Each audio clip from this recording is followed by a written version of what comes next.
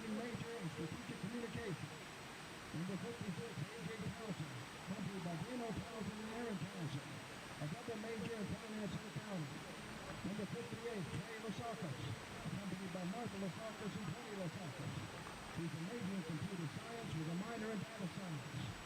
Number 70, Reese Allison, accompanied by Leanne Allison and Scott Allison. He's a major in engineering science with a minor in mathematics. Number 71, John Hughes, accompanied by John Hughes and Kristen Hughes, double major in communication and business marketing.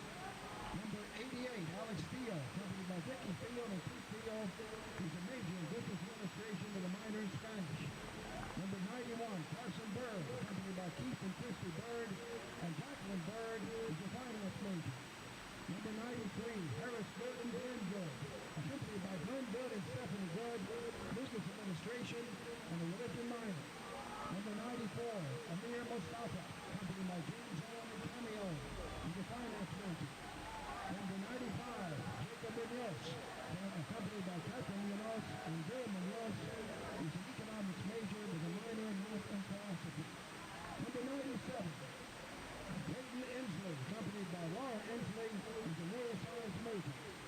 Our two students of 13 seniors, Rafaela Martinez, is a double major in political science and international studies and minor in sociology. And last but certainly not least, Ronell Esprit, a major accounting and a minor in data science. Ladies and gentlemen, a big round of applause for the Tiger seniors and their families.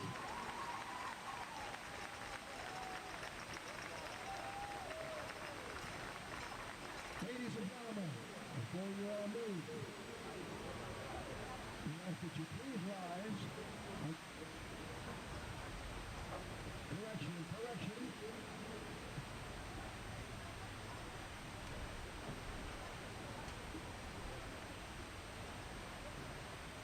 Ladies and gentlemen, how about returning to your seats and one more round of applause for all the Tiger seniors and their families.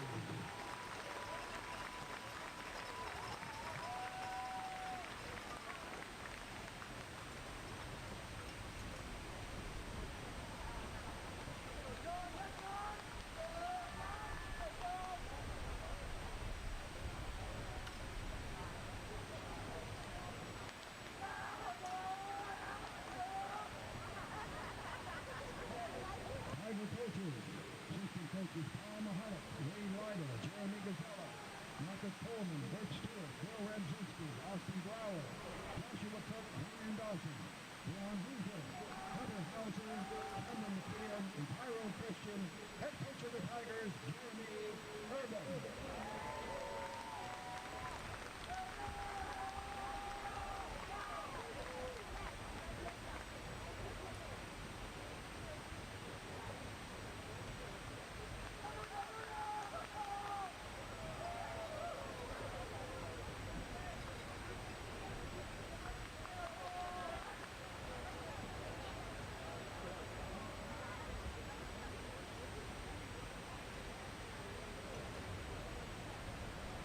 And since they're in formation, how about a big round of applause for the Tiger cheerleaders?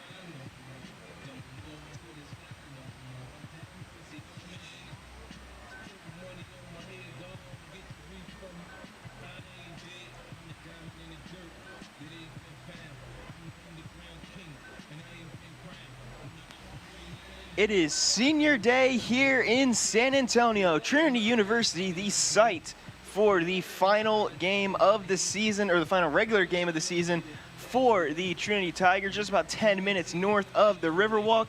My name is Caleb Reed here on Tiger Network, joining you for what should be a fantastic game. Of course, joined in the booth by Luke Terry.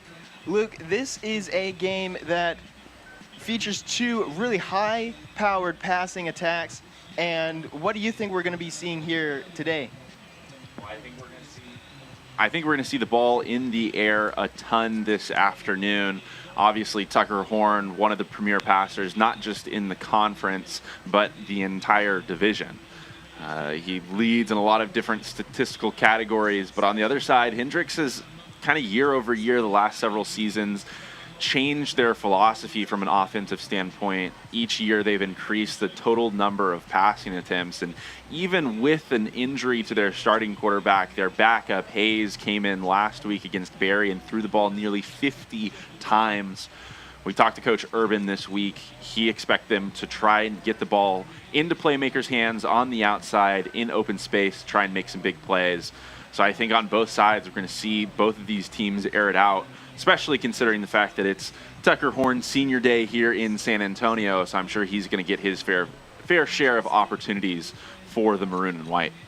Mentioning, of course, the injury to Jacob Buniff, an absolutely incredible tough break, but Hendrix has had a really, really unlucky season whenever it comes to injuries.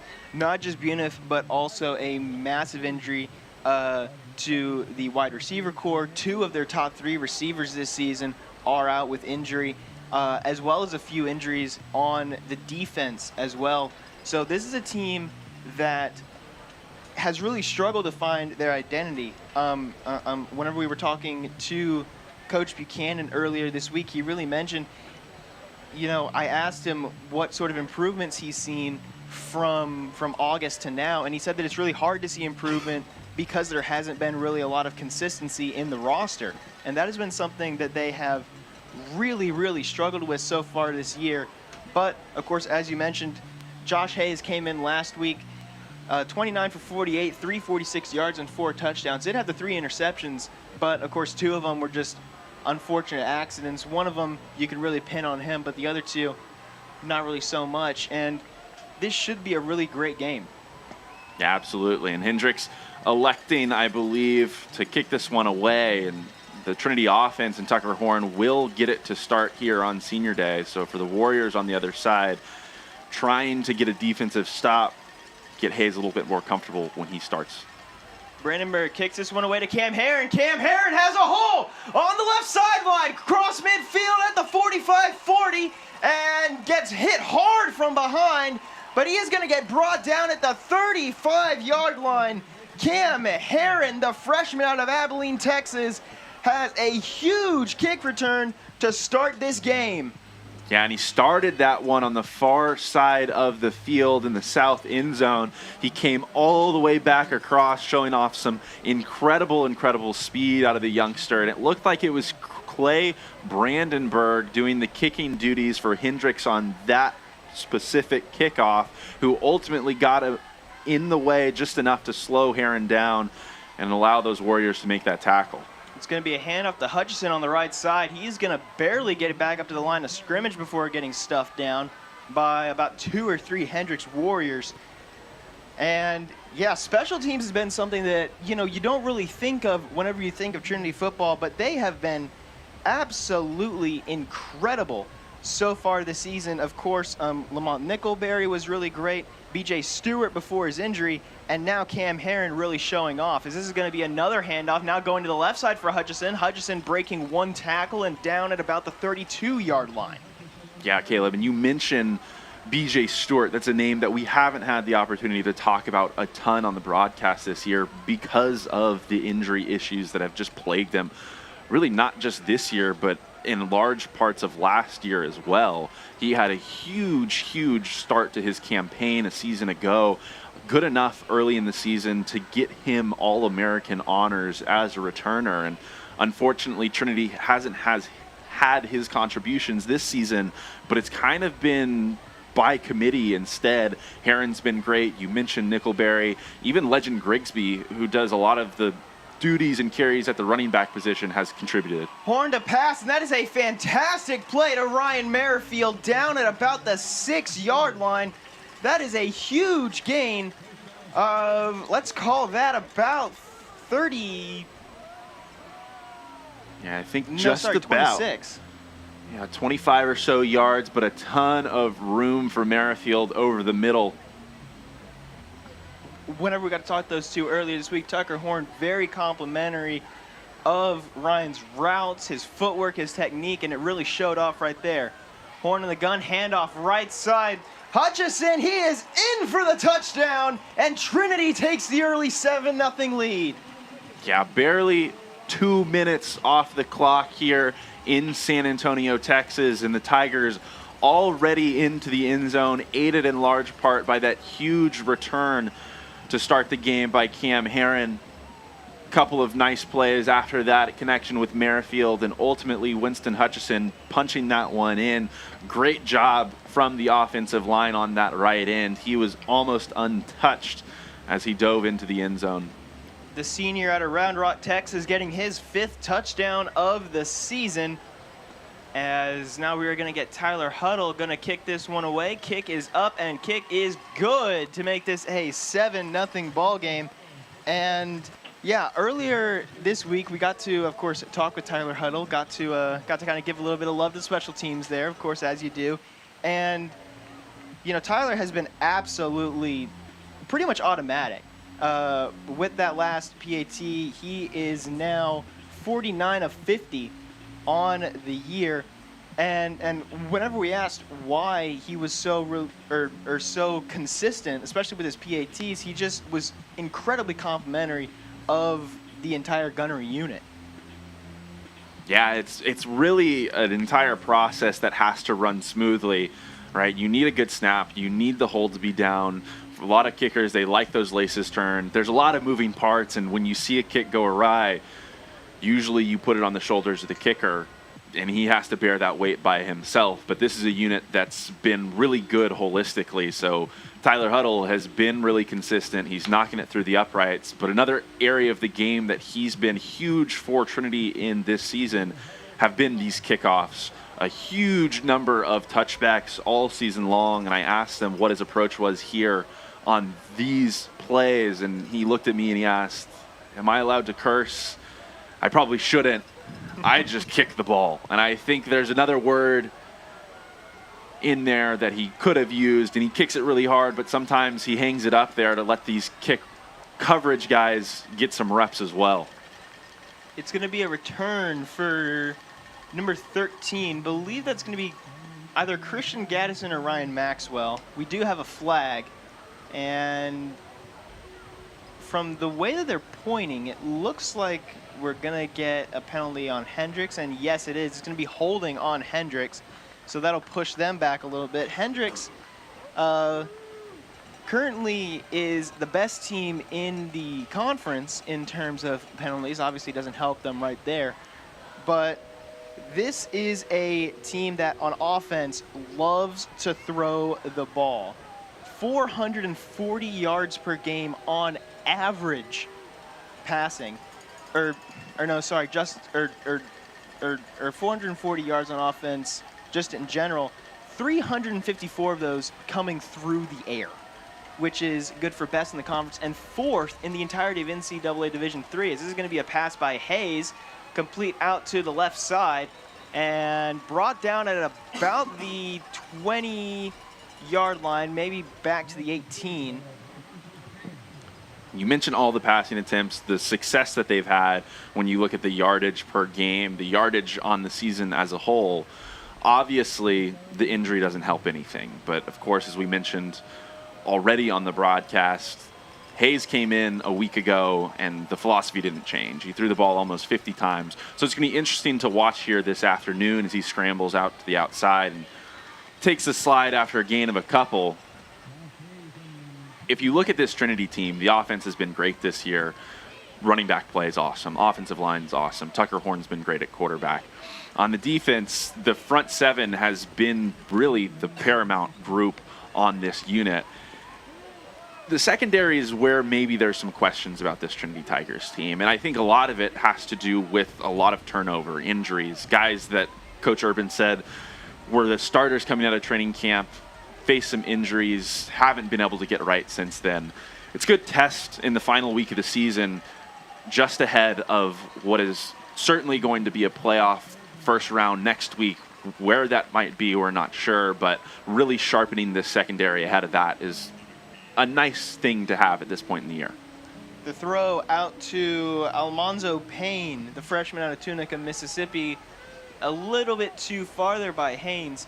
But yeah, whenever we were talking with Coach Urban, of course, we mentioned how successful the defense has been recently, has only allowed 13 points after the bye week, allowed 7 against Southwestern and then 6 last week against Sewanee. But he, of course, mentioned, like, now that the defense has been a lot more consistent, it has allowed the defense to really show out here as we're getting ready for the play. 4-receiver bunch set out to the left side of Hayes here as he drops back in the empty formation, throws it out to his right side, and that is incomplete, intended for number 9, Mason Hayes, the junior out of Keller, Texas. And just a little bit too high there, and now we're going to see 4th down. And you mentioned, Caleb, that 4-bunch set to the top of the screen on the far side of the field. Hayes ultimately electing to throw to the near side in single coverage, but not a great guy, not a guy that you want to throw against, I should say, defensively for Trinity. Trey King out there at the cornerback position. He's been out there all year long. He is the model of consistency for this Tiger defense. I think he's in his 3rd year as a starting cornerback. He's a team captain this year, and he's been a huge part of the secondary year over year. The flag there that we saw was against Hendrix. Looks to be a personal foul, so that's going to back him up 15 more yards.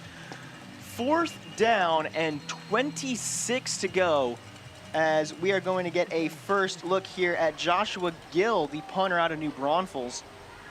Had 2 punts last week for 70 yards, and that one is blocked!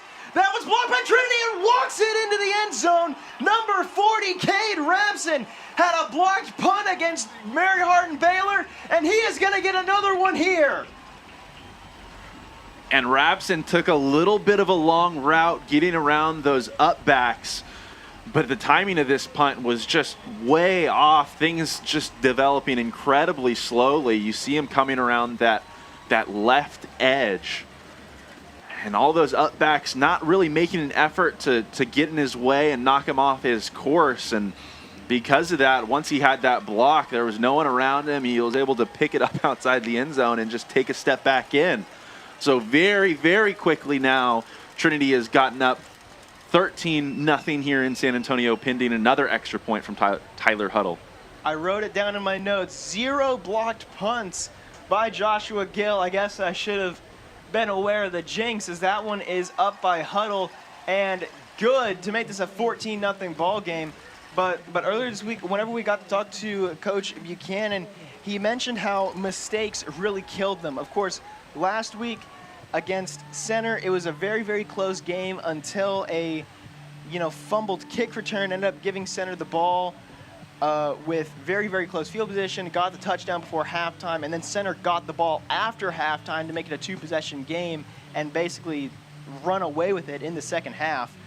But those mistakes like that could be the difference in a game like this. He mentioned, in D3 football, sometimes it isn't about who the better team is, but just which team makes the fewest mistakes, and that is a huge mistake right there to lead to basically a free 6 points. Yeah, and you mentioned all of that. In the context of last year's matchup between these two teams, the Tigers obviously traveling to Conway to play Hendrix on the road. That was a game that had a pretty low-scoring final. It was just 28-7, and it was a Hendrix side last year that I think probably won the mistake game. They controlled things the way they wanted to, and Trinity fumbled some kicks, didn't execute on third downs. Hendrix, this Warriors team, controlled the ball for almost 40 minutes of that game, and a mistake early on like the one we just saw really flips the script, and it takes you out of your element. It doesn't allow you to do that kind of thing, control it the way you want to, when not even 4 minutes into the game, you're already down 14-0. That fair catch called by number 18, Weston Bruce, the freshman out of Georgetown, and now we're going to get to see Hendrix back out there. While we kind of go over the stats from last game, of course, we've got to mention their incredible wide receiver. You're going to see him at the bottom of your screen, number 13, Christian Gaddison. 8 receptions, 128 yards, and 1 touchdown against center, but he is one of the best wide receivers in the entirety of the Southern Athletic Association Conference. He is just absolutely fantastic. Number 2 in yards, number 3 in receiving touchdowns, number 1 in receptions per game, and number 2 in yards per game. It has just been a fantastic year for him so far. And, of course, we are going to get a great receiver versus receiver matchup between him and, of course, Ryan Merrifield. As we are going to get to see Haynes back. It's going to be play action. Throw it to the left side. It is complete. Breaking through a tackle. A little bit of miscommunication there by Trinity. Finally brought down there by Quinn McDermott. And that reception was out to number 83, Tanner Grimes. Yeah, and in that same area, there was a late flag that flew in as all those bodies neared the sideline. So we're going to have to see what the call is, but usually in that area it's a personal foul, and this time it is on the defense. It looks like the call is a face mask against Trinity. So that'll boost the Hendrix offense even a little bit more after that original missed tackle, and then the ultimate tackler came in with a face mask, so the Warriors now into Trinity territory nearing that 40-yard line. A very unfortunate break. Trinity has really struggled with the penalties so far. 3rd worst in the conference whenever it comes to that. As Hayes is going to take the snap, it's going to be another throw out to the left side on the screen, and he is going to get a good amount of yards up for the first down, and it's going to be Grimes again. Yeah, that time it was again Gaddison who was making his name known and throwing a really key block at the top of the screen near the boundary. Had that cornerback pinned to the outside and opened up that lane, but it looks like there's a Trinity Tiger down on the field. Looks like there's a couple down on the field, so while they're tended to, I think we'll take a break here in San Antonio.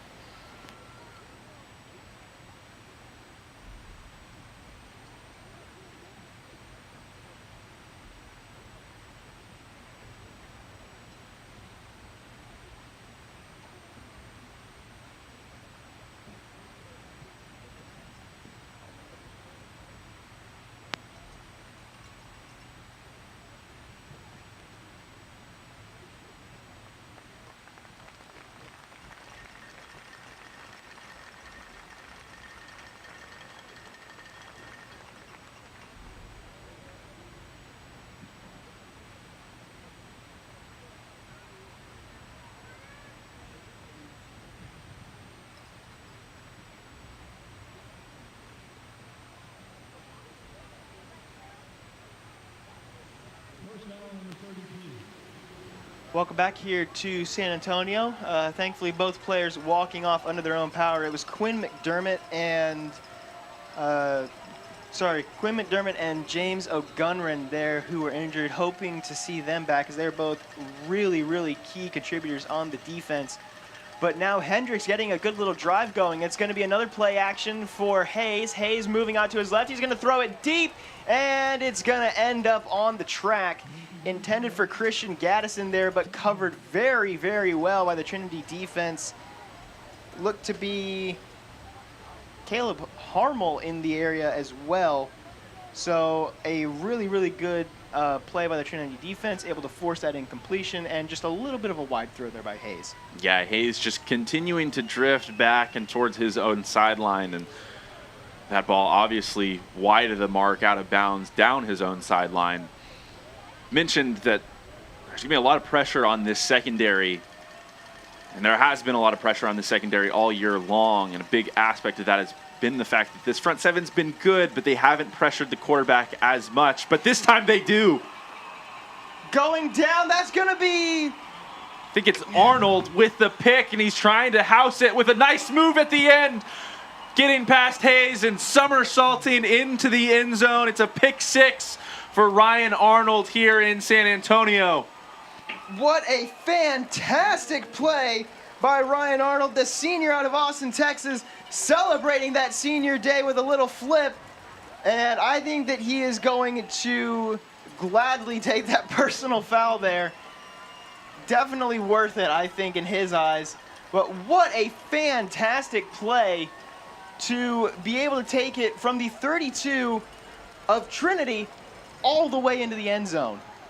Yeah, and as I was mentioning the pressure and trying to get to the point where I mentioned that this front seven, this box could help out the secondary by getting some added pressure, it looked like Hayes and that Hendrix offense was trying to get him rolling out to one side. I don't know if there was a missed block or if it was just the fact that the rollout left one of those defensive linemen unblocked, but it provided a little bit of pressure.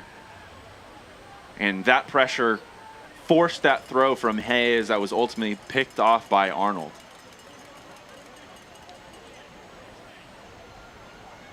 So the personal foul called there against Trinity. I believe I saw the ref pointing at Hendrix as well, so I'm not sure what exactly happened there, but we're going to get a look at it here. Considering the fact that the offense is now trotting out onto the field, I'm assuming there was some sort of block in the back before Arnold ultimately reached the end zone. Not sure about offsetting penalties or whatever else might have been the case after the fact, but I believe he might have stepped out because the scoreboard is not updated. It is still 14-0, so Tucker Horn going to come out. Tucker Horn going to scramble, and he is going to get up to about the 8-yard line. So the pick 6 does not stand.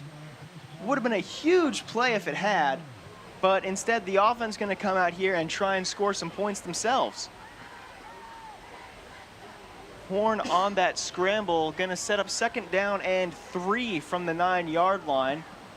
Horn back in the gun. It's going to be Legend Grigsby right behind him. 2 receivers to the left, 2 to the right. It's going to be the handoff, Grigsby on the right side. Grigsby going to get up to about the 6-yard line. And Legend Grigsby has had one heck of a season so far. Yeah, and a nice little run out for him to that right side of the offensive line, trying to get him in space just inside that right tackle, but some nice closing speed from the linebackers of this Warriors front seven. Closed that hole really quick, but Grigsby able to get just enough for the 1st down and set up the offense in 1st and goal. So hearing now that the reason why Trinity's offense is on the field is that is going to be a touchdown run for Legend Grigsby on the left side.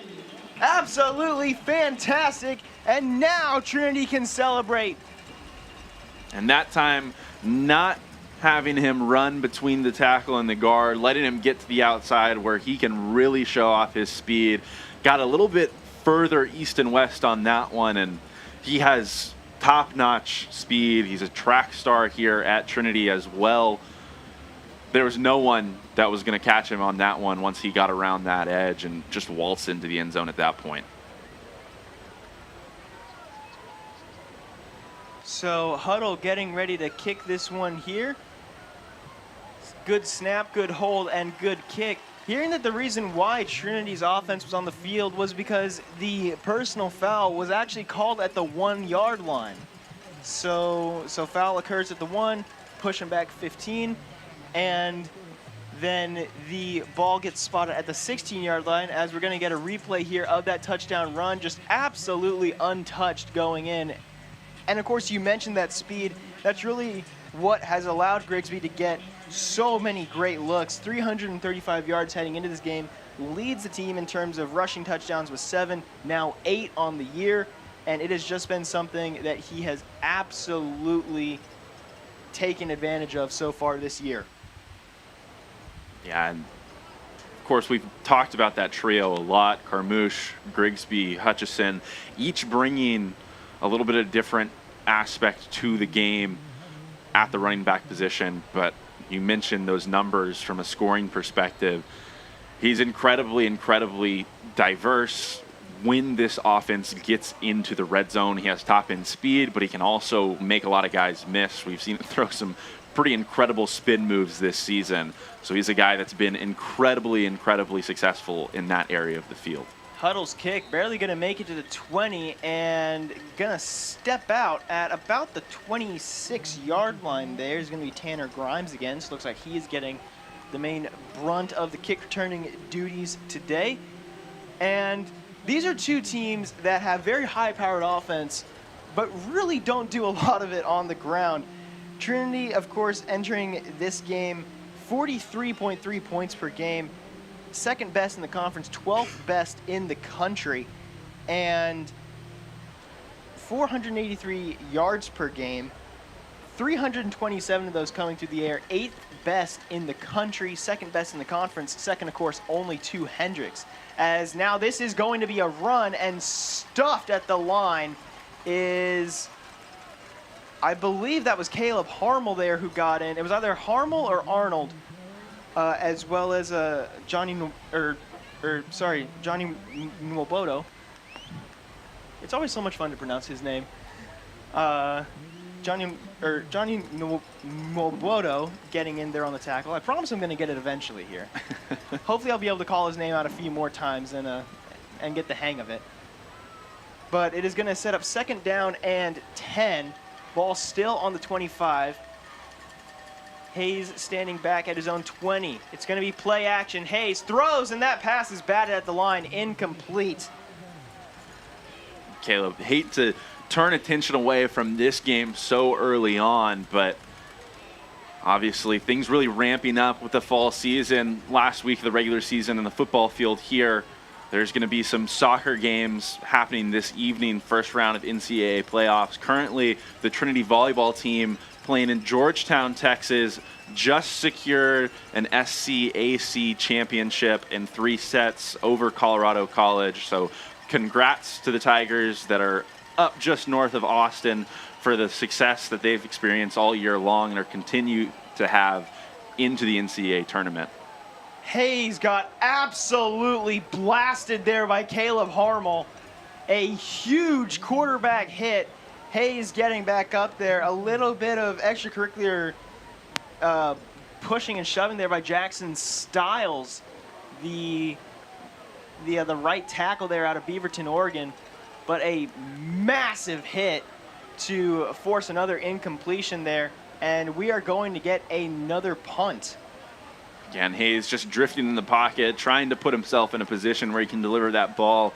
Looked like his feet were kind of coming off the ground as Harmel was getting home, so made that one look really hard, and I know Caleb Harmel's an incredibly hard hitter, so I'm sure it didn't feel much better than it looked. A fantastic play there by Cam Herron up to, that looks to be about the Hendrix 28-yard line, and what a fantastic play by the freshman out of Cooper High School. Already had that massive kickoff return, and now he gets a huge punt return, able to break to the inside and then cutting back outside. But a fantastic special teams play so far. And, of course, a couple of weeks ago, whenever we talked to Coach Urban, he mentioned how well this team is in all 3 phases. Offense, of course, defense, and, of course, the special teams. And it is really showing off right there. As that is a pass out to Justin Carmouche, the 5th-year senior in his final SAA conference game there on the reception. And this is a team, of course, it's senior day. Of course, it's really important to mention all the seniors. And this is a team that has a ton of senior talent, as looks like Trinity is going to go into the hurry-up. Horn back in the gun, a little bit of motion there, and looks like tried to get maybe a little bit of an offsides play there, but could not get it. Looks back to the sideline and now going to take the snap. It's going to be a handoff going out to the right side, and that looks to be good for the first down for Justin Carmouche. There is a flag right in the area that Carmouche ran around that right side, so we'll have to see what the call is here.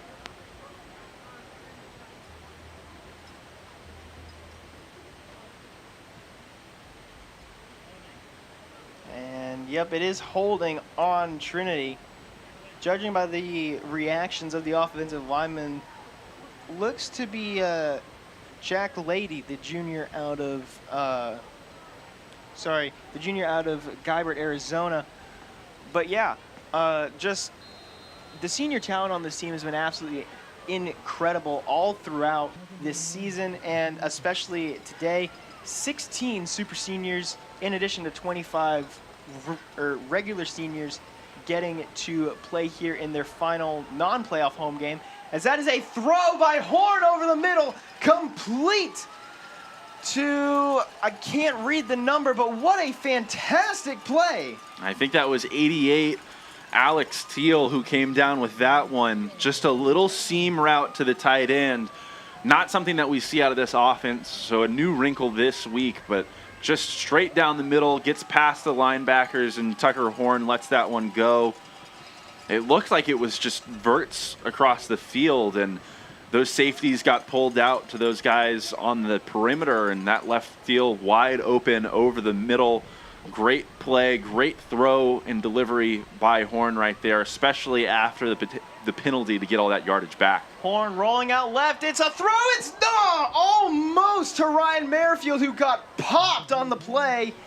And looks like we have a Hendrix player down as well.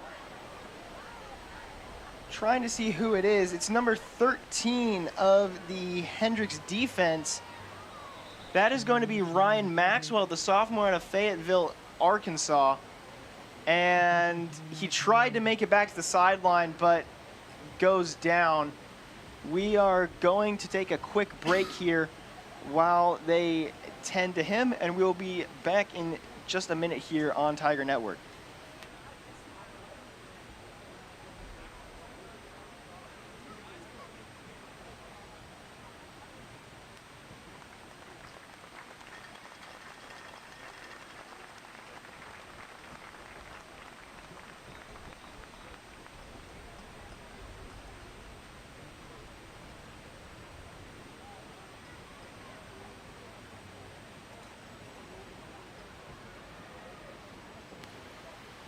Great to see Maxwell walking off there under his own power with a little bit of help from the training staff there after that hard hit on Ryan Merrifield. And we're going to get second down and 10 here from about the 13-yard line. All set up by that huge play by Alex Teal, the senior out of Georgetown, having, of course, a great start to his senior day. As Horn is going to be back, calling out some line adjustments. 3 to the left, 1 to the right. It's going to be a pitch out to the left, moving to the inside, and spinning around is going to be Justin Carmouche, getting a pretty good day on the ground for him so far, and down at about the 2-yard line. Yeah, and that time running to the left end of the line where, again, Alex Teal was, that time an inline blocker. And he stayed engaged really, really well, getting nice push kind of into that linebacker core, 4, 5, 6 yards deep. Carmouche kind of cutting back behind him a second time as the offense goes hurry up now under center. Trinity scrambling to the line. It's going to be a run up the middle. Carmouche, is he in?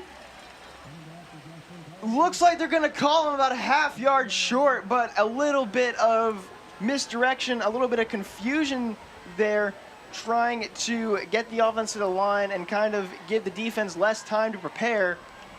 Almost worked out, and they're going to do it again here. Horn going to be under center. Merrifield out to the left, and a heavy bunch set up the middle, and it's going to be Carmouche running it into the end zone, and Trinity is going to extend that lead. Yeah, really heavy bunch set there with a name that we haven't ever called on offense. Number 95, Jacob Munoz, in there at the up back on all fours. Harris Good coming off the field as well. Didn't see him originally, but he's pumped up as a blocker on that heavy unit. A lot of guys in the backfield right there. Kind of reminiscent of the brotherly shove up in Philadelphia. That's a hard bunch to block offensively, considering the fact that they're all defensive linemen, but I can't imagine what it's like when they're coming downhill trying to push you back into the end zone. right there. I'm sure it's a bit of a scary sight for Hendrix, and honestly, that defense caved a little bit in a tough spot facing those guys in a goal-to-goal situation. The brotherly shove described by Jason Kelsey as essentially just a wall of mass, and Trinity used that mass there to get a fantastic touchdown. Of course, the PAT good, and that will extend the lead now 28-0 over the Hendrix Warriors. Munoz there on the sideline. He was in that up back position, and it was Harris Good kind of in a sniffer off the back of that right end, and they both made some pretty big blocks on that play to spring the touchdown. Huddle getting ready to kick this one away here, as we're going to get a look at the Hendrix returners. It's going to be number 83 Tanner Grimes and number 13 Christian Gaddison. Kind of a little bit surprising to see them putting their wide receiver one out on kick return, but then again, whenever you have the injury situation that they have, it does make a little bit more sense, kind of trying to put bodies wherever they can fit them, as Huddle is going to get ready to kick this one away. It's a low kick, a long-looking kick. It's going to be taken in by Gaddison at about the 5-yard line. Gaddison moving out to his left, and he is going to get popped. Cade Rapson with the huge tackle, and that is going to put Hendrix with a starting field position at about the 18-yard line. Yeah, and Rapson popping him to start, but then wrapping up and finishing that tackle, driving him into the ground a little bit. You mentioned the fact that obviously Gaddison out there, maybe a bit of a surprise, but a bit more understandable considering the injury woes. It's also an approach that this Trinity special teams unit uses a lot of the time. Just having the opportunity to get the ball in the hands of your playmakers as frequently as possible is something that any coaching staff is going to want to take advantage of, and now we're seeing the Warriors do that here a bit into this game. A very slow developing draw play there by Jason Sullivan, the freshman out of Carlisle, Arkansas. 349 yards so far in the season and 3 touchdowns. 12 of those 349 yards came last week against Center. Also has a little bit of receiving yards here. 2 touchdowns through the air off of 9 receptions. So a pretty good season for him, as that one is just a little bit out of range there, intended for Tanner Grimes. And Hayes, of course, as a sophomore, not too many expectations, especially not the expectations to play at the same level as Jacob Uniff, who was at the top of the conference before his injury. But, you know, he still had a pretty good game last week, all things considered. 346 yards and 4 touchdowns. So whenever I got to talk with Coach Buchanan, he said that the main expectation was just to essentially manage the game and make good decisions, not really, you know, put the team in bad spots. As this throw is almost taken away, Grimes able to pick it up. That one was a very wobbly pass in the air, affected by the defensive line, as we're going to get that replay there. A lot of pressure. I believe it was Amir Mustafa who managed to get his hand up and tip it. And almost another disastrous play here for the Warriors, but thankfully able to kind of come away with it and keep this drive alive. Hayes takes snap. It is going to be a handoff, and that handoff is going to go absolutely nowhere. The run by Sullivan maybe gets up to the line, if that, and it'll set up a 2nd down and 10 to go. Going back a couple of plays, that was the first batted ball I think we've seen this afternoon out of the hand of Josh Hayes.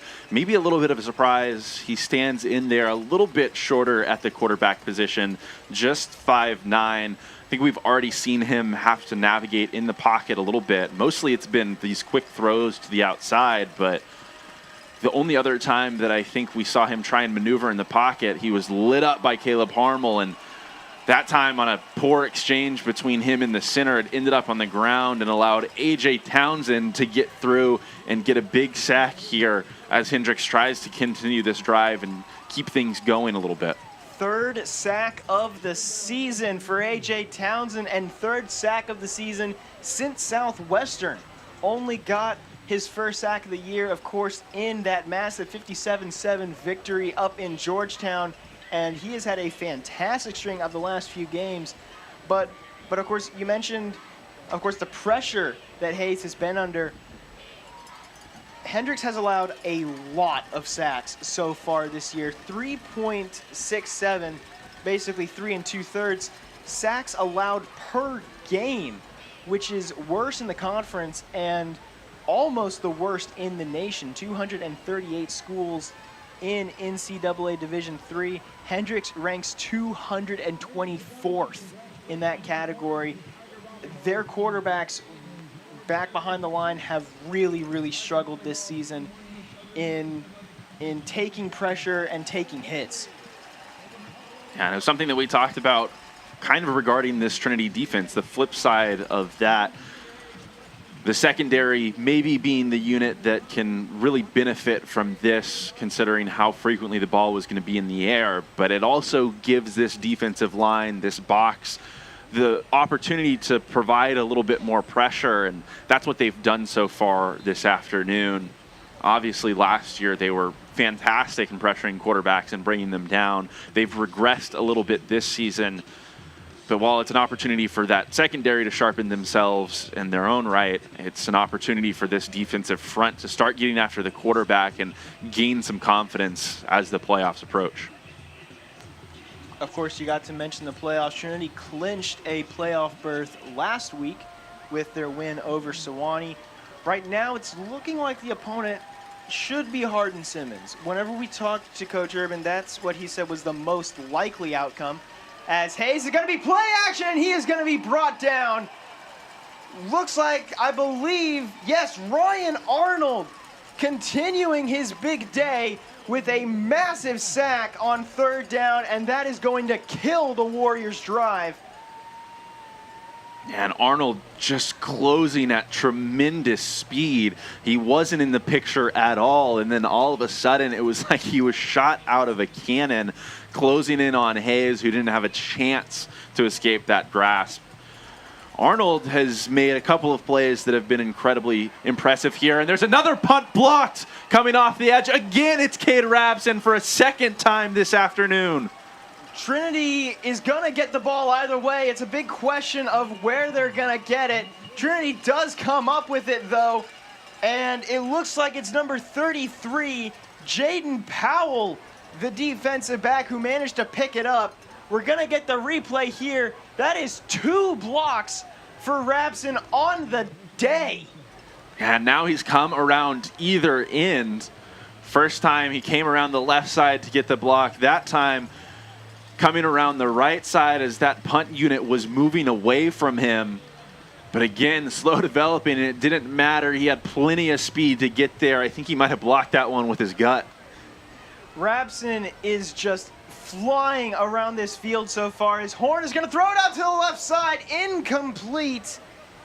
Almost there. Intended for Cole Manego, the second best receiver in the SAA in terms of receiving touchdowns. But I tell you what, if there is much more pressure on this punt return unit, it's going to be Joshua Gill, who is going to be basically seeing ghosts out there pretty soon.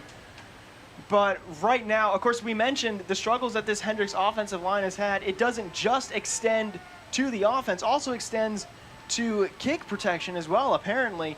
As Horn is going to take the snap, it's going to be a handoff, and it is going to be a touchdown. Justin Carmouche, second touchdown on the day. I think that one was Hutchison around the left end. A lot of traffic up front. It looked like another heavy set for that Trinity offensive line. All those lanes were clogged up, and Hutchison had no issues getting around that left edge. Maybe not the same speed that Grigsby had, but putting his name in the hat, showing his best effort, and he got in untouched as well. So a pretty stellar start to the afternoon for every unit, but especially this running back score. All 3 of those names have been called and have contributed so far. Trinity taking advantage of the turnovers here. Huddle's kick is up and good to make this a 35-0 game. with still 34 seconds to go in the first quarter. Trinity is on the march here in San Antonio. Yeah, this is one of the most impressive showings that I've seen out of this Trinity team. In a very, very long time. 2 plays, 6 yards, and a 10-second drive. Can't ask for much more than that, can you? Not at all, and it's a team possessed is almost the best way to phrase it at this point. Everybody is playing with a different level of intensity.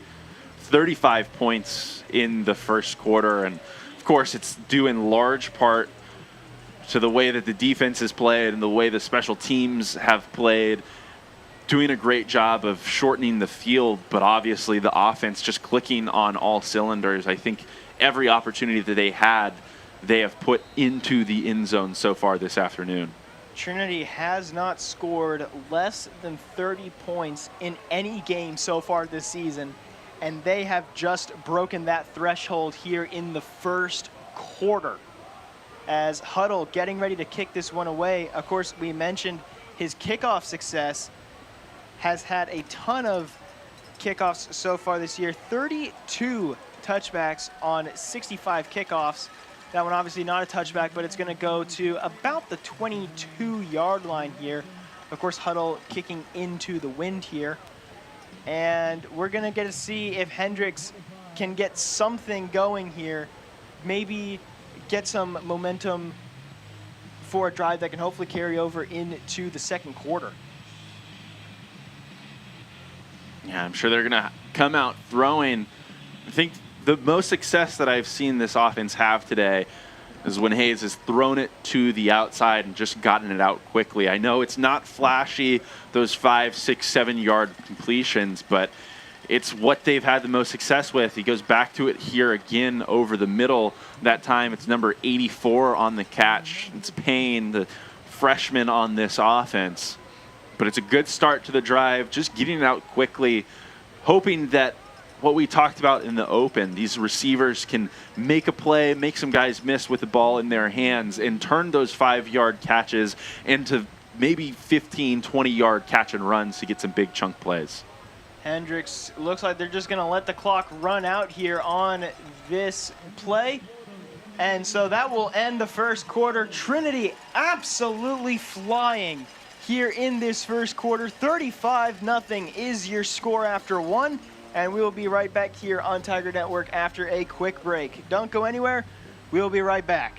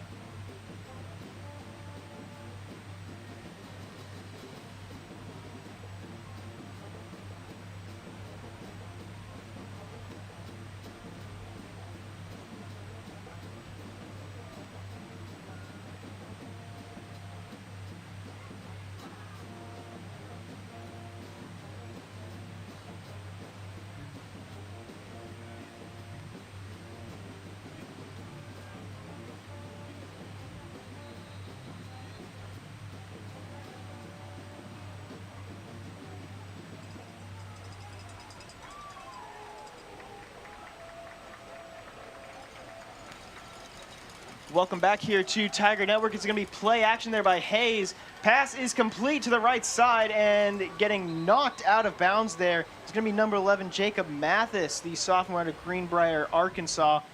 And, of course, just Hendrix trying to get something, really anything, going here after basically a nightmare first quarter.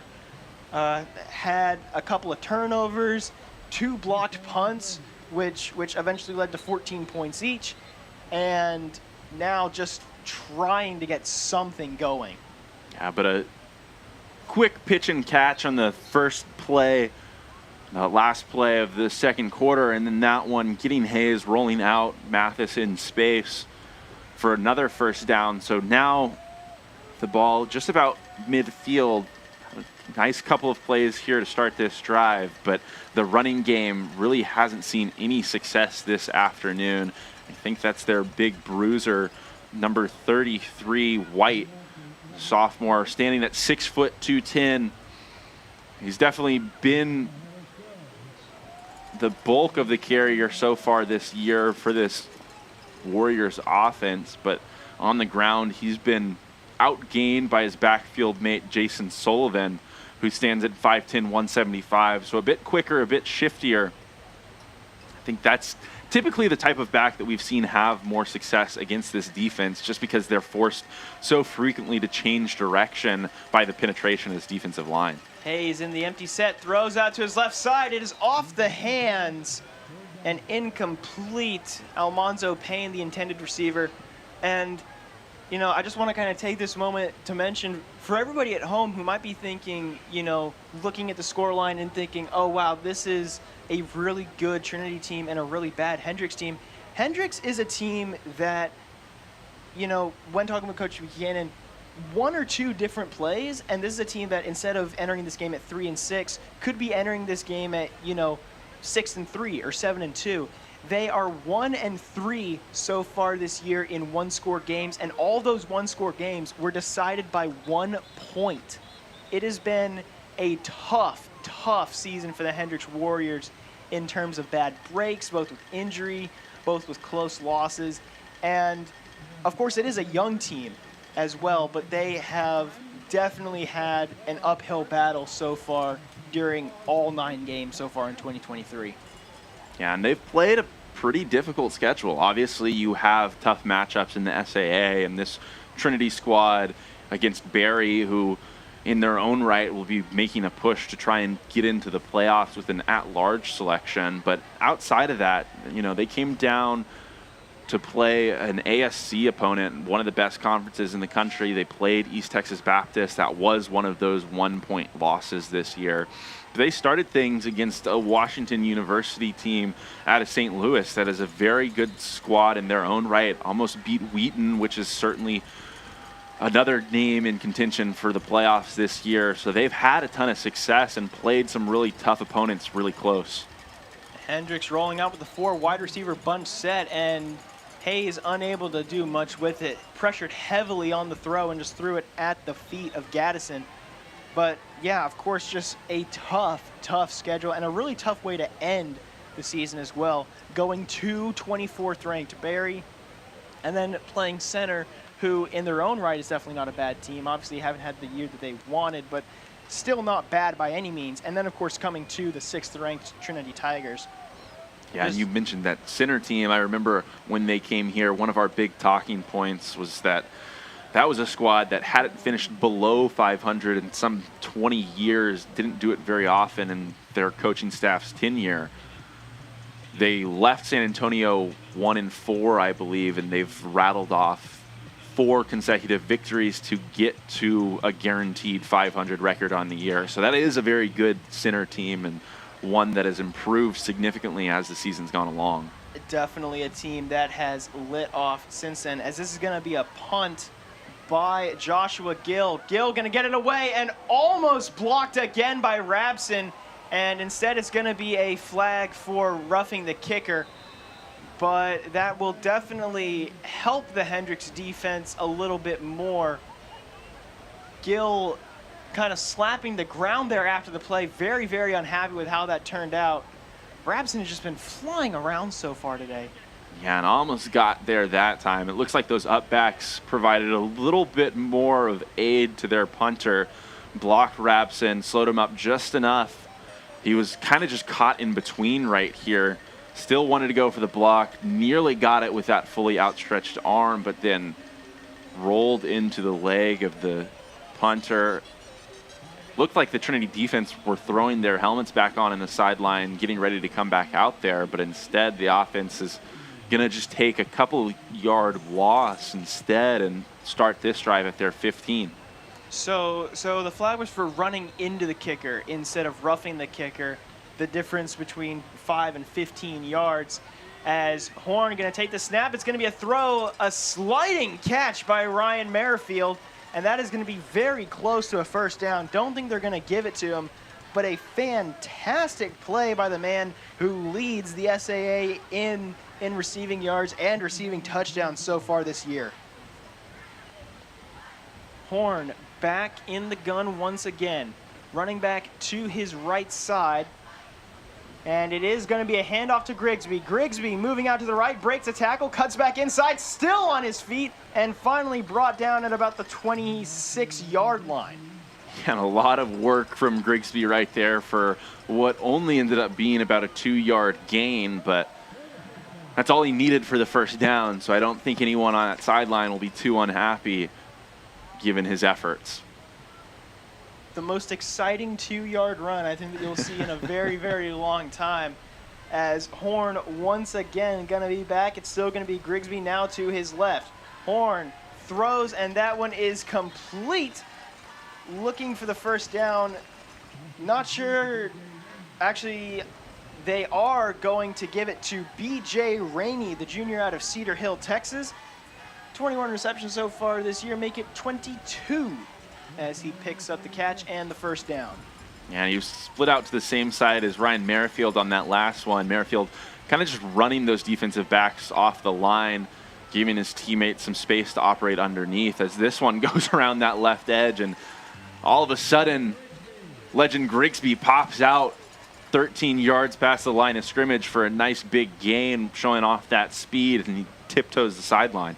Had the flag come in late, not sure what they're going to call it there, but a fantastic usage of the speed by Grigsby, and it is going to be holding there on Trinity, so that is going to wipe out that fantastic gain that we saw. Yeah, and you've mentioned already this afternoon, Caleb, the struggles with being penalized this season for the Trinity. I mean, both sides of the squad, really. We just saw it on special teams. We've seen a couple of holding calls against the offensive line already this afternoon. Certainly something that's going to need to be cleaned up. Rainey takes the jet sweep. He's going to cut across, and he's going to fight his way towards midfield. Going to get the first down and a couple of extra yards, as Trinity kind of pulling out a little bit more of the special plays here, trying to see what's working and what doesn't here with about 11 minutes and 20 seconds to go in the first half. They've got Winston Hutchison out to Tucker's right.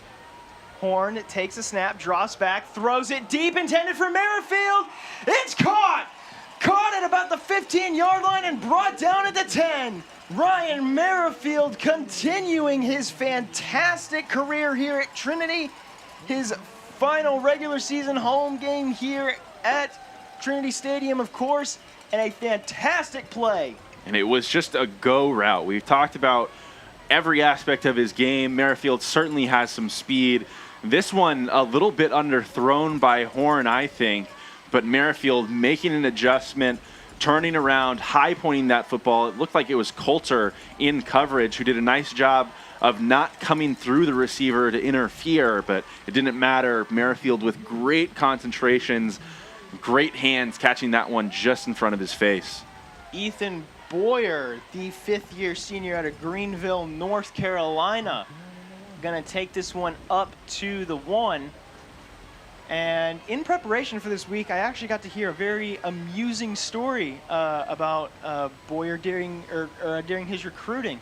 Gonna probably mention after this next play here as Horn sets up in the gun. It's gonna be Carmouche out to his right. Horn takes a snap, throws it out to his right side, and incomplete, intended for Ryan Merrifield, and there's gonna be pass interference on the play. Yeah, Merrifield trying to turn and square to that ball and get his hands up. I think it was Coulter again in coverage on him that time. I think he just kind of impeded his ability to get his hands up. See the contact right there. Not egregious, but just enough to draw that flag. And it actually looks like it's number 9. It's been Keaton Hahn in coverage the last couple of times. I think it's that back plate. Can't tell from the rear what that number is, but saw him turn that time around. And so it's going to be Horn back in the gun once again. Carmouche out to his right. One receiver to the left, three to the right. Carmouche goes in motion out to the left. Horn throws an incomplete, intended for B.J. Rainey. And now we're going to get a couple of late flags here, as I believe that was Jake Leidy getting a little bit of extracurricular shoving after the play. I believe it was number 52, Gibson Phillips, who went down after that one.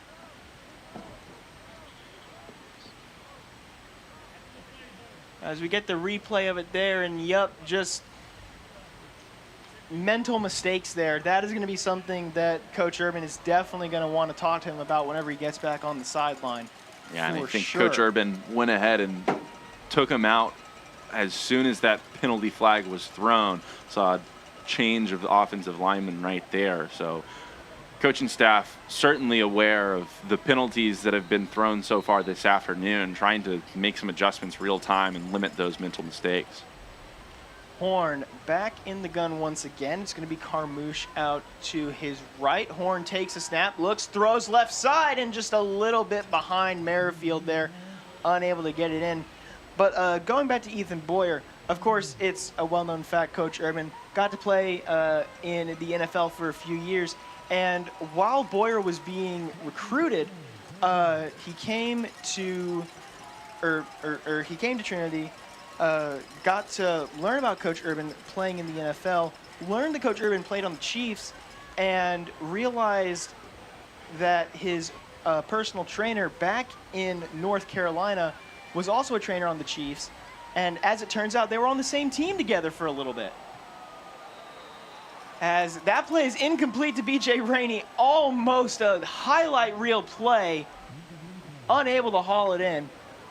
But so, going back to the Boyer thingy, as they continued the meeting, Coach Urban stopped the meeting.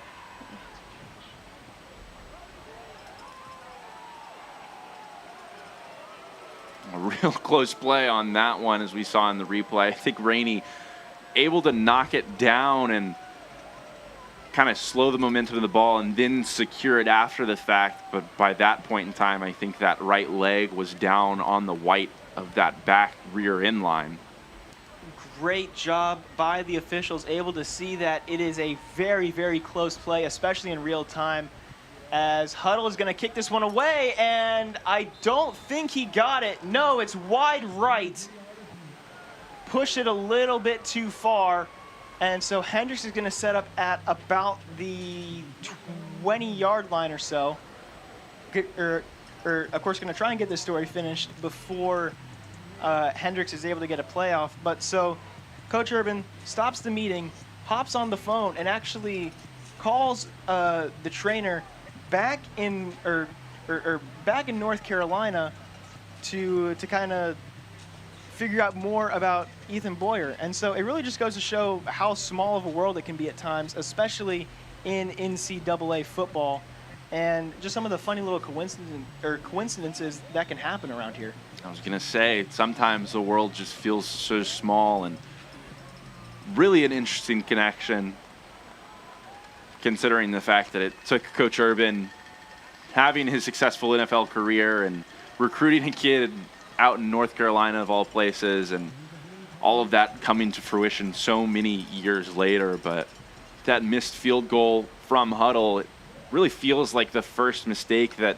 Trinity's made all afternoon, and in large part it's due to that personal foul, that extracurricular activity that came after the play. Just a little bit of a mental lapse. Very, very quickly showing how it can kind of take a hold and make an impact on a game.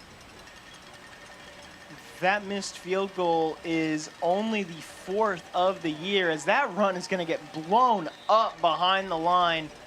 Hendrix trying to get something going on the ground as opposed to the air, and just cannot get it done.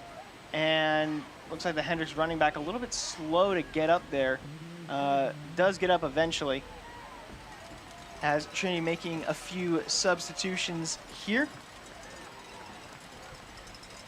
Whenever we got to talk to Coach Urban earlier this week, he mentioned how the early turnovers against Sewanee really helped them jump on the team early. And I think that's something that has really carried over into this week. The early turnovers, the early blocked kicks has really, really contributed to this massive score, as it's a very heavy set.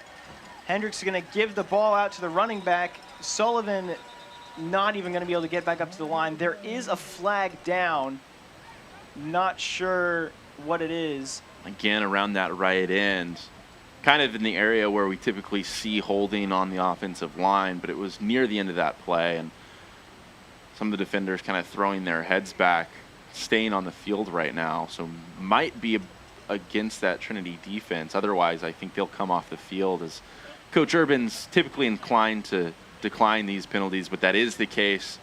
Football being marched towards the Trinity end zone that they're currently defending, so I think Hendrix will get a fresh set of downs on what is likely a personal foul penalty right there. It's a face mask against Trinity, and after that play, you saw something that you never want to see. Sullivan got off of the field limping pretty heavily there, favoring, I believe it was his left leg, hoping that he is okay. But just a very, very tough string of events for Hendrix, able to kind of get bailed out there by the personal foul to give them a fresh set of downs and hopefully allow them to continue the drive. It's going to be a handoff to White, and White is blown up at the line. Cade Rapson, who else would it have been? He has been everywhere today, particularly on special teams, and now he gets a huge defensive play. Just a fantastic day for him so far. Yeah, and that one was blown up really, really quickly. Coming across the face of Hayes right there was White, I suppose, trying to get going east and west, trying to get outside the tackle, but it was Jacob Munoz, nose guard for the Tigers, who won in the middle. I think he was probably in that A gap that he won in, got in front of the running back, and then obviously you mentioned Rabson there to finish things up. Hayes play action throw is complete to Mason Hayes, unrelated, out of Keller, Texas. And now it is going to set up third down and about 13 or 14 yards. And Hendrix is going to need to pull something out here if they want this drive to continue. Looking over to the sideline, trying to figure out what play they're going to run here. In these situations, these clear and obvious passing downs, Trinity's been able to go with a bit of a quicker defensive front. You have Bird and Munoz in there who get around quickly, and it allows this defensive grouping to also have a lot of really, really fast linebackers in there. And we've called Arnold already this afternoon. That time, Caleb Harmel just flowing to the football on the outside. It was a nice screen play. It looked like they had some space, but those linebackers just much too quick. And what looked to be a lot of green grass only ended up being about a gain of 5 or 6 yards because of that. Cannot say enough good things about Caleb Harmel, especially this year. But just overall in his career, he has had a fantastic time at Trinity, as this punt is away, almost blocked again. Heron not going to be able to return this one, as it is going to roll down to a stop almost exactly at the 25-yard line and set up a good start for the Trinity offense. As we get a look at the replay, Gill did go down, but doesn't look like he was touched when he went down. So, Yeah, of course, no flag. Had a little bit of a conversation with the referee. It was a maybe half-hearted acting effort right there out of Gill. I think he's just aware of how hard Rabson's been coming, tried to sell it and draw a flag, but referee wasn't having any of it. And based on that replay, I think I tend to agree with him. Horn back in the gun, takes a snap, throws out to the left side, cuts back inside, and Monego is going to have a first down and a bit extra on the fantastic play. Of course, you know, talking about how we can't say enough good things about Harmel, we also cannot say enough good things about Tucker Horn. Absolutely fantastic, not just this season, but overall at his time at Trinity. And so far, of course, you know, can't say anything yet because the game isn't over, but so far it is looking like after this game he is going to have his name at the top of the Trinity record books in a number of categories. Currently leads the program record for season records in both completion percentage and quarterback rating.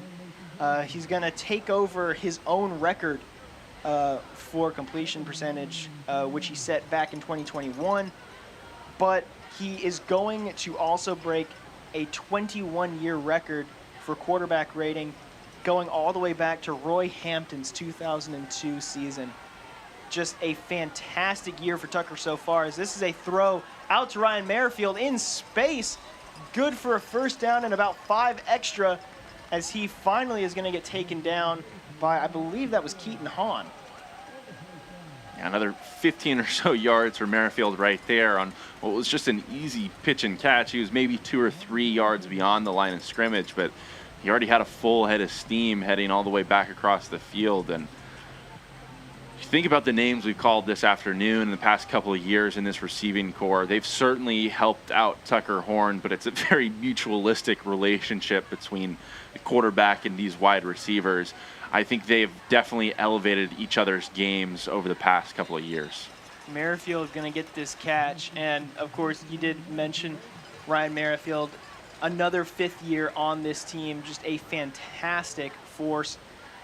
Entering this game with 793 yards, 12 touchdowns. He didn't have any touchdowns until I believe it was the Rhodes game. And then he has lit off since then. I believe Cole described it as getting a U-Haul and just moving into the end zone. And he has been absolutely fantastic. But, of course, Tucker has been great so far this year, as well as that is, again, another throw to Merrifield, the duo connecting once again, as they have a lot over the last few years. Yeah, it's just pitch and catch for the two of them at this point. They're in such a nice rhythm together. It's hard to disrupt it. I don't think I've seen anyone be really successful at doing so in the past couple of years that I've called these games. Merrifield with just an incredible understanding of zone defenses and different cushionings and just getting into open spots. Horn moving around, going to throw this one in the dirt. Almost influenced there by number 17. That's Brooks Etheridge. And looking at this Hendrix defense, I'm trying to find a number that I cannot see. Number 15, Nate Hahn, actually the brother of Keaton Hahn. Those two currently lead, Nate currently leads the team in tackles, Keaton 3rd. This has been a sibling duo that has been incredibly efficient, as Crawford breaking through, diving for the end zone. He's gonna get it. A little screenplay there by Crawford ends up going into the end zone, and Trinity is rolling. Yeah, and so frequently when you see those passing plays and those efforts through the air where the receiver catches the ball in some traffic, I think you accept they're probably going to go down, but it's not the first time this year where we've seen one of these Tiger receivers catch the ball in a little bit of a traffic, do a nice job of just weaving their way and then exploding into open space. Is exactly what happened right there, just showing off some great speed and just an incredible effort to ultimately find the end zone, diving across the goal line. Huddle's kick absolutely booming, and it is good right through the middle of the uprights. 42-0 your score as we get a replay. And yeah, just able to ride those blocks, ride the momentum, and stretch across for the touchdown. Yeah, huge play from Crawford right there, getting into the end zone. I think it's pretty much everyone across the board in this receiving unit who's elevated their numbers this year. I know Merrifield has certainly had improvement. He's going to be one of the first Trinity receivers in 20-plus years to threaten the 1,000-yard mark on a season. It doesn't happen very much. at this level, and it doesn't happen very much when you have as many names that we can call in that unit. Menego's been good. He's improved his numbers as well. Guys like Carter Self and Caleb Crawford have also improved their numbers. There have been some young guys that have emerged, like Will Taylor, who've had pretty impressive campaigns in just his second year. So across the board, everybody's putting up great numbers. Huddle's kick is up and caught at about the 10-yard line. Gonna spin around, breaks a tackle and still going, and finally brought down at about the 27, 28-yard line. I believe that was Grimes once again. And Hendrix once again gonna come out here in a massive hole. Still 2:20 left to go here in the first half, and they just need to get anything going. Yeah, and considering their philosophy as an offensive unit, wanting to go through the air, I've been surprised a little bit, mostly at the timing of when they've chosen to go to the ground. It feels like more often than not, it's just put them further behind the sticks, puts them in more of a disadvantaged position. I think if they're going to use it, they're going to use those running backs. I think you want to try and do so after maybe a short gain through the air on first or second down, once you've already gotten well ahead of the sticks, so you're not facing those 3rd and 14, 15-yard scenarios that we've already seen this afternoon so frequently. It is a 5-yard rush there by White, and now the Hendrix offense going to set up on 2nd down and 5. Coming up to the line, Hayes going to be back in the gun. 2 to the left, and he's going to throw this one out to the right. Complete there to Hayes, and it is good for a first down. Looks like he did get out of bounds there, so the clock will stop as they are going to move the sticks and get up to about the 40-yard line. And yeah, of course, mentioning the offensive philosophy, whenever I talked to Coach Buck Buchanan of Hendrix, he mentioned that along with the philosophy of just throwing it, of course, it's really about just getting the ball into the hands of whoever's hot in the moment. As this is going to be a run by White, going to cut inside, and that is going to be another powerful run of about 5 or 6. Hendrix hoping to get a little bit of momentum and continue moving here. But yeah, just Hendrix' whole philosophy has been get it to the players who can do damage. Get it to the skill players, get it to a receiver who's hot, allow the quarterback to throw it if he's feeling good, if he's seeing the field well, if he's throwing the ball well. Get it to the player who essentially gives you the best chance of doing good. As Hayes is going to take the snap, it's going to be play action, and it is going to be to Payne. He's going to get across the first down, cut back inside, though, and brought down at about the 35. Clock is still going to be moving here as soon as they get up to the line. It's a nice play design there. It was Gaddison again, who's now again lined up at the bottom of your screen. He just ran hard off the line. Payne replacing underneath. There was no one there on that Trinity defense. It was just some filling linebackers that ultimately had to get home, but it was a nice play for a big chunk of yardage for the Warriors. Hayes rolling out to the right, unable to connect there on that play on the incompletion. 29 seconds to go here on 2nd down and 10 coming up. Hendrix has 37 yards to go, and looking at their kicking situation, Slate Stanton, the junior out of Fort Smith, Arkansas, listed as the starting kicker for today, is 2 of 7 so far on the year from field goals, longest of 27. So again, not sure about his range. It's a very big question mark, but if they want to be safe on field goal kicking, they definitely need to get a few more yards. Hayes takes a snap, drops back, throws left side, and incomplete. Looks like it was number 45 for Trinity, Max Shilstone, the defensive lineman, able to kind of break through the line there and force a little bit of pressure. Shilstone, a name that we haven't called a little while on these Trinity broadcasts. I think he missed some time due to injury. But he was a guy that last year, towards the end of the season, as some other members of the defensive front went down, he stepped up and was incredibly impressive. He's a big body on that defensive line, but another guy that brings some pretty impressive speed, so important to have him back at this time of the year. Hayes takes a snap, throws left side. It is complete to Payne. Almost knocked away there by, that's going to be number 23 of the Trinity defense. They're starting to sub out a few more players here and give some reps to some other players. It's going to be Kennedy Stewart, the senior out of the Woodlands, who was there on the tackle. You mentioned Stewart doing a nice job of trying to get his hand in there, knock that ball loose, but it was a better job out of Payne, securing that one, holding it away from his body as he was going to the ground, ensure that it didn't get knocked loose. Hayes takes the snap, scrambling around, pressure all around. He's going to move to his right side, and he's going to take off with it himself. Going to run out of bounds with 8 seconds to go. Only able to get a couple here.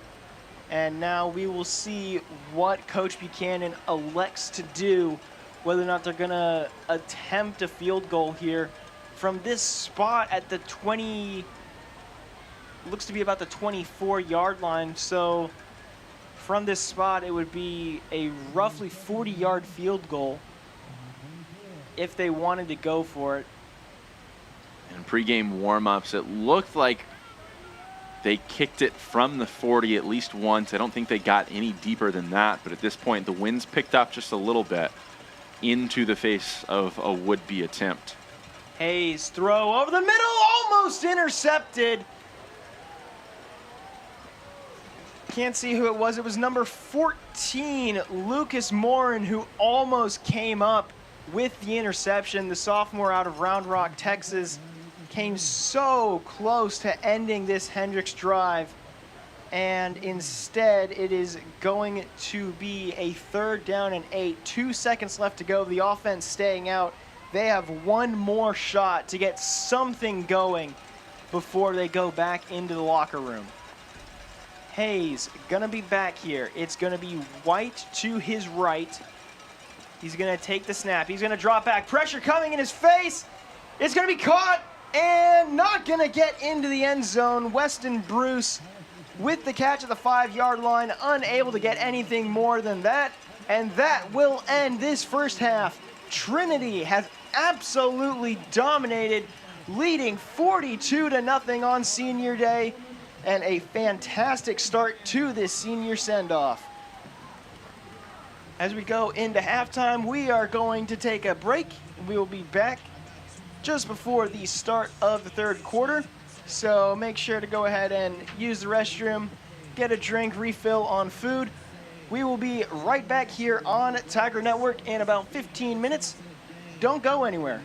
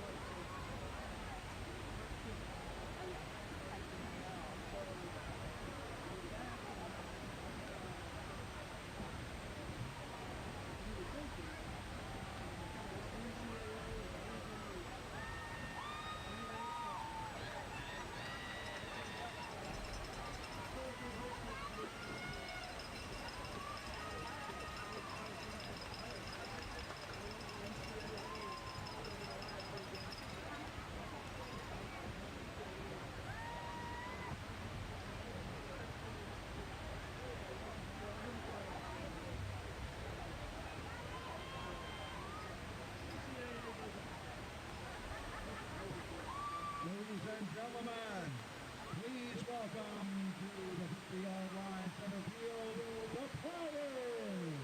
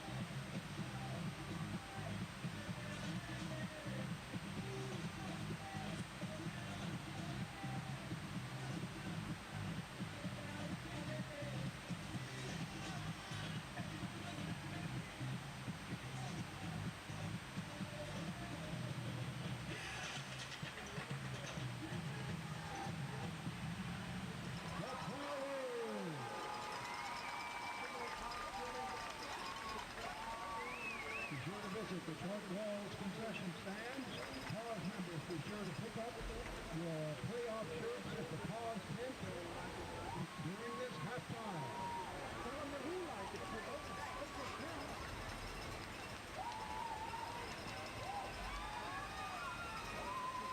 Once again, ladies and gentlemen, the Trinity Stand Band.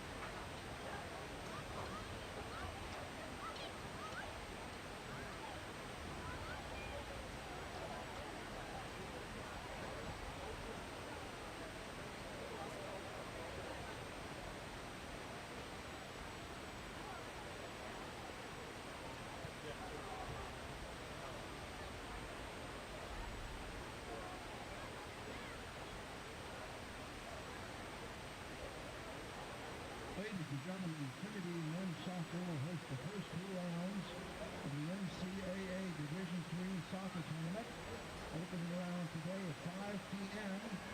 at the Paul McGinley soccer field. Now the gates will open at 3:30 p.m. Ticket prices are established by the NCAA. It's $6 general admission. There's $3 for students and seniors. And children ages 3 through 12, there's $2. Now Trinity students will be admitted free, complimentary, courtesy of Student Affairs. Let's hear for Student Affairs. Trinity Tigers men play the first round today at 5 p.m. Paul McGinley Soccer Field against the University of Texas at Dallas.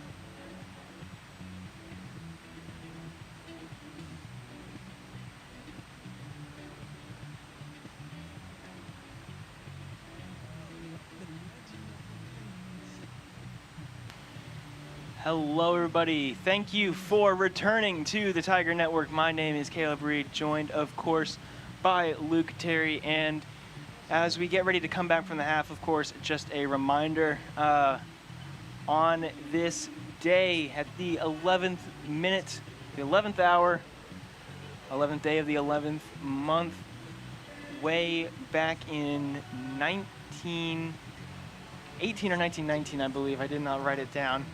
But World War I was officially ended in the armistice, and on this day every year we get to celebrate all the veterans from around the world, not just in World War I, but World War II, of course, Korea, Vietnam,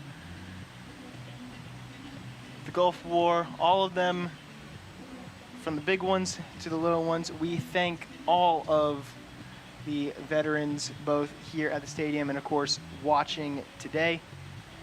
We would not be here without y'all and the sacrifices that y'all made, and thank you very, very much. As we've actually got a flyover of the stadium going on right now. I do not know my propeller planes well enough to be able to identify that one. I would very much like to, but a very nice little tribute here for everyone on this Veterans Day as we get ready to kick off the second half. Of course, as already mentioned, joined by Luke Terry. Luke, a fantastic first half by the Trinity University Tigers, and they are getting ready to start this one away with a booming kick by Tyler Huddle, which is going to go back into the end zone for a touchback. Luke, what does Hendrix need to do here in order to get any kind of momentum? Well, I think what we talked about in the first half, just try and make those quick, easy completions on the outside. Once you're ahead of the sticks a little bit, kind of going through that main aspect of your offense in the air game, at that point in time, maybe hand it off to your running back a couple of times. But it's really about just, having success, trying to pick up a couple of first downs, put some points up on the board, but in a 42-0 deficit against one of the top teams in the country, a team that's going to vie for a #1 overall national seed come playoff time, there's not a whole lot you could do. There's not a whole lot you could have done after that first quarter was over even. This is a Trinity team that this afternoon is clicking on all cylinders, and right now we're going to have the opportunity to watch a number of other guys get their numbers called this afternoon, and I think they'll be ready to step up to the task, and that level of intensity is going to remain here as the game continues. Mentioning, of course, all the players that are going to get a shot, we got to talk to Coach Urban about, not just the senior class, but also how everything is so familiar this year. This is a very, very experienced team, a team that has been here for a while, as Hayes is going to throw this one deep, intended for Payne, and knocked out as he went to the ground. That was number 33, Jaden Powell, there on the defense. But, of course, got to mention how familiar everything was.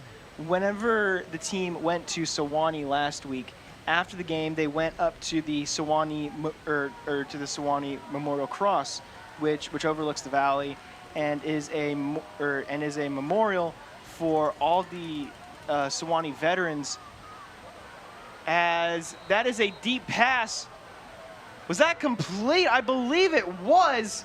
They're going to say that he went down with it. Mason Hayes with a huge catch for Hendrix. We're going to get a replay of it there. The Hayes to Hayes connection with a huge play, and Hendrix is on the hurry up now.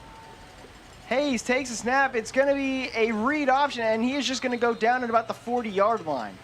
Yeah, it was a great play by Hayes on the outside, just climbing the ladder, going up over the top of the defender, and hauling that one in with not a ton of room to come down along the sideline.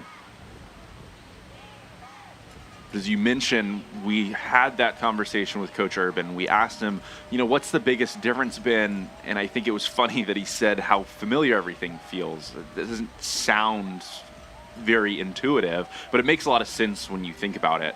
Right? It was the first time they visited Sewanee since that 2021 season. And when you compare and contrast those 2 years, back in 2021, you didn't have a bunch of guys that had been there before in that scenario, having had that experience. This time around, just a week ago, a lot of those same guys, Coach Urban mentioned to us, were comparing the photos that they took back on that 2021 trip. So there's a bunch of guys that are going through things now for the second or third time in their career here in San Antonio in the maroon and white. We talked about how many seniors, how many super seniors there are on this roster, and it only helps a team to have that much experience. It's been incredibly, incredibly important this year. I think it's showing, especially down the stretch. It's going to be White on the handoff, gain of about 2. But one thing that really stuck out to me whenever Coach Urban was talking about that was whenever he saw all of the players, comparing their photos between, 2021 and last week, he said that he thought about, how many players they're going to have in 2025 who are going to be taking that photo for the first time. And so there are going to be a lot of new faces on this Trinity team next year, 2 years down the road. It's going to be almost a completely different team. But at the moment, we are seeing, some of those new faces getting some reps here in the second half of this game. Is that fourth down play unable to be hauled in, just a little bit off target there, and White unable to haul it in. So now the Trinity offense is going to be coming back out. And you can't see it on the camera right now, but in the huddle, Tucker Horn's day is done. He is wearing the blue pullover, and we will get to see Trinity's backup, number 8, Ryan Back, the junior out of Austin, Texas, 5'11", 185, has come in during 8 games so far this year, make it 9, as this is going to be a completed catch. What a play to Carter Self up to the 45-yard line. Yeah, just a little bit of a read option there. That in-man on the line of scrimmage. I don't know what the number was for the Hendrix Warriors. Didn't really bite on it. But either way, Ryan Back pulled that one away, squared up, delivered just a bullet over the middle. It was a nice throw, pitch and catch. Just enough separation from the cornerback right there. And a good start to the day for number 8. Back takes the handoff, Back takes the snap, handoff to Milo, and Johnny Milo gonna get a gain of about 7 or 8 there on the play before getting spun around. Some new numbers and names continuing to make their way onto the field. Just saw number 11, Jordan Jones, make his way out there. Another one of the super seniors got his number called on a touchdown for the first time in his career earlier this season. I know he's another one of those fifth-year super seniors that has been just remarkably impactful. He hasn't seen the field a ton here in San Antonio, but Coach Urban acknowledged that there's some guys in that group that they haven't necessarily gotten the recognition, haven't gotten the time out there on the field, but week in and week out, they're sharpening their teammates in practice, and they're setting a standard that it's okay to hang around and wait till your number is called.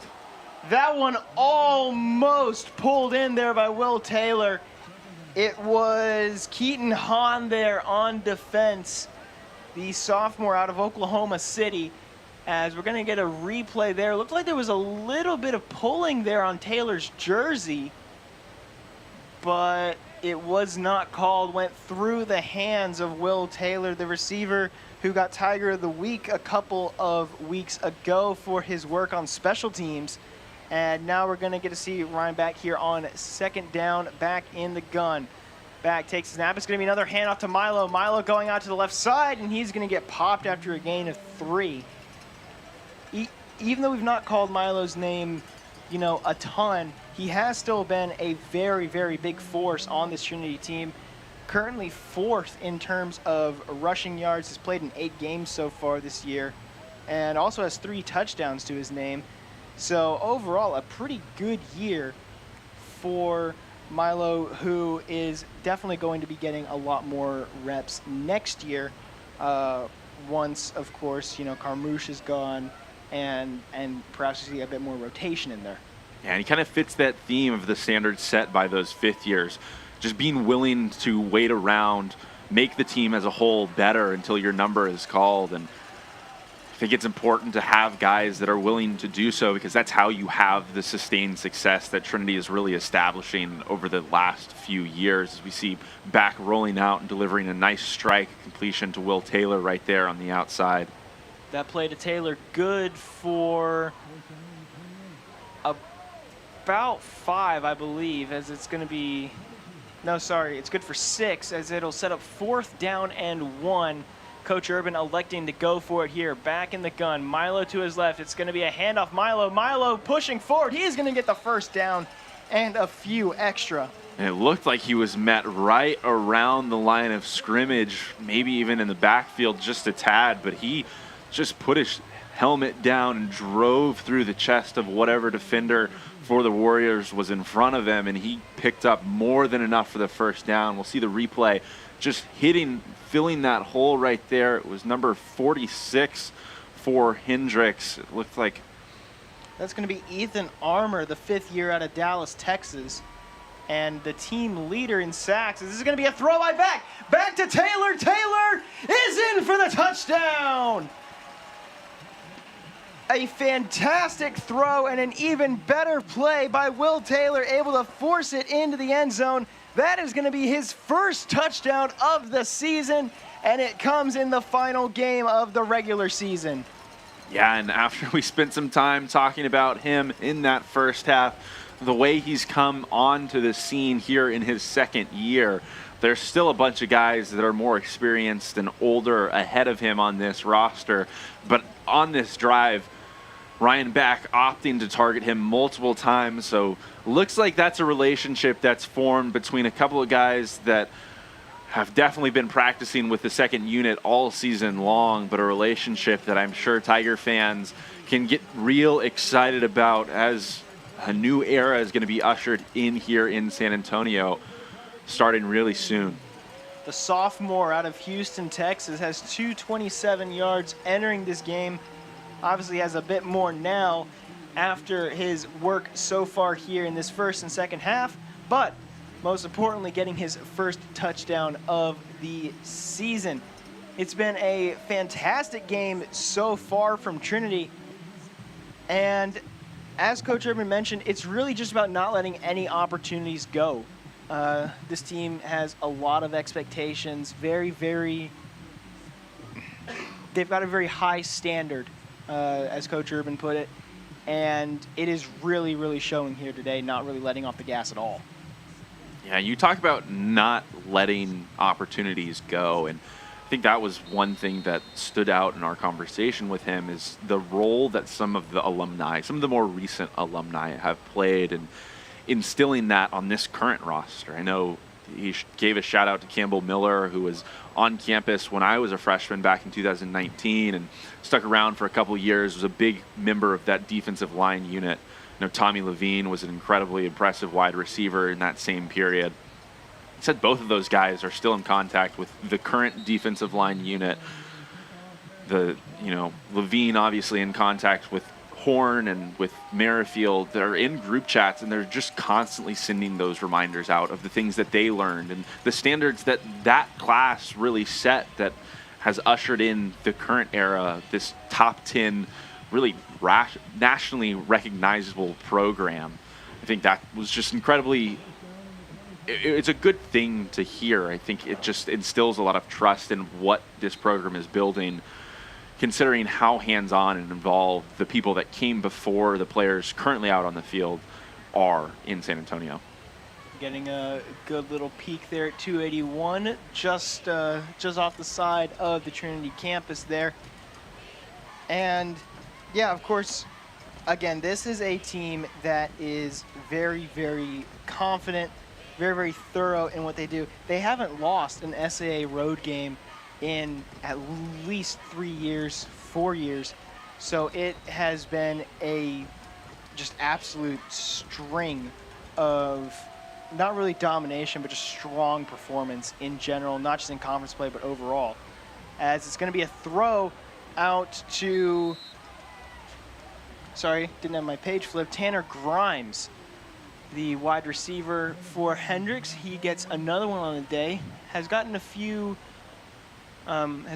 kick returns as well, and he's going to get that one up to about the 38-yard line, set up a Hendrix first down. Bit of an interesting play design right there. It looked like they faked the jet sweep. They had Hayes turned around, and then all of a sudden he was out on a run out to the right side. Looked a little bit like an option play, but he ended up throwing that one instead, and now he's back to throw it again. Hayes with a deep throw. It is well over the head, intended for number 9, Mason Hayes, who has just been, or who of course had that really, really big play earlier on in the second half, but other than that, just hasn't been able to get much done. Yeah, it's been a great job out of this Trinity secondary all afternoon long. Obviously, we saw the one interception from Arnold in the first half that he housed, but was obviously called back because of a personal foul penalty. Secondary hasn't had a ton of success in taking the ball away. They've had a couple of other opportunities, but they've kept everything in front of them, haven't allowed anything up over the top, and they've just filled the gaps really, really well, as we see right there again. I think that was Marin stepping up from his spot in the secondary, number 14.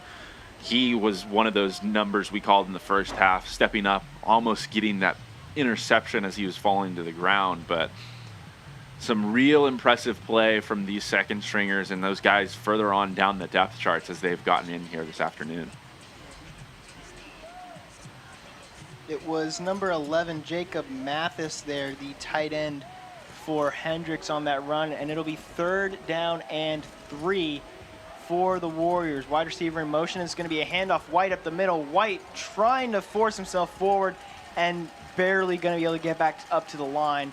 They're going to maybe give him a yard there on forward progress, but it will stop the Hendrix drive at 4th down and 2. And they did go for it earlier. Do you think that they might be going for it again here? No, it looks like they've already run the punt unit out, especially considering the fact that they're in their own territory. Those up backs are a little bit too deep to potentially run a fake right here, and considering how hard this punt unit or this punt return unit has tried to block kicks this afternoon, I don't think it's in Hendrix's best interest, but it looks like a timeout's going to be taken right here.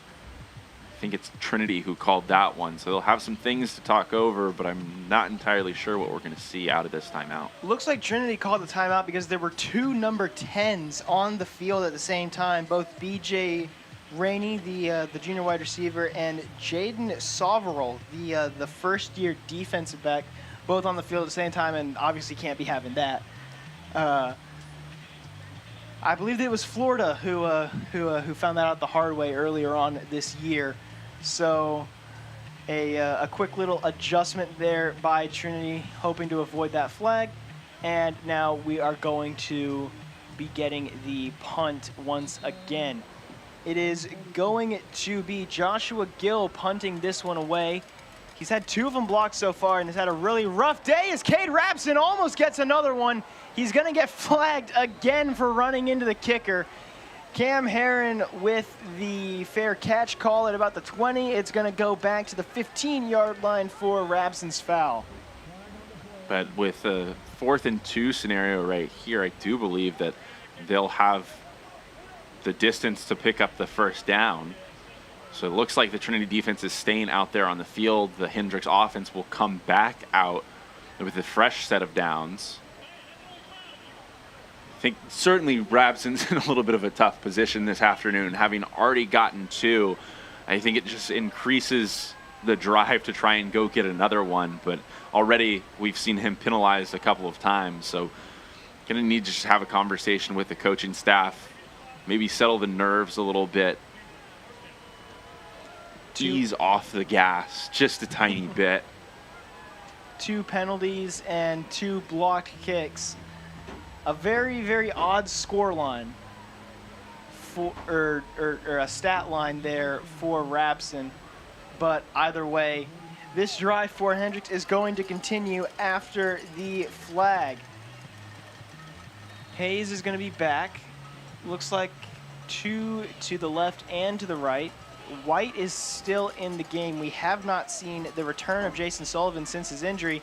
Hayes is going to pitch this one out to Grimes. Grimes is going to run it forward, and Grimes is going to get up to very close to the first down. I don't think that he got it, though. Might be about a yard short. That same type of motion in the backfield. Hayes kind of doing a full 360 before running out to his own sideline and then just pitching that one forward. Trinity defensive line working hard still, but just unable to get the penetration in the backfield early on when he has his back turned to those maroon and white uniforms. Hayes takes a snap. It's going to be play action. It's going to be a throw. That's going to be Grimes once again knocked out of bounds after a gain of about 10. And that'll set up a Hendrix first down as this drive continues. 5 minutes and 38 seconds to go here in the third quarter. Trinity, of course, leading big. I've already talked about the Hendrix blocking on the perimeter a little bit this afternoon. Some more solid efforts on the outside that time, but it looked like some of them might have come a little bit early, just impeding the success of that Trinity secondary to get there. I think they recognized early on that it was going to be a quick pitch and catch, but number 23, Kennedy Stewart, just being blocked before that ball was even out. That time, another quick throw falling incomplete.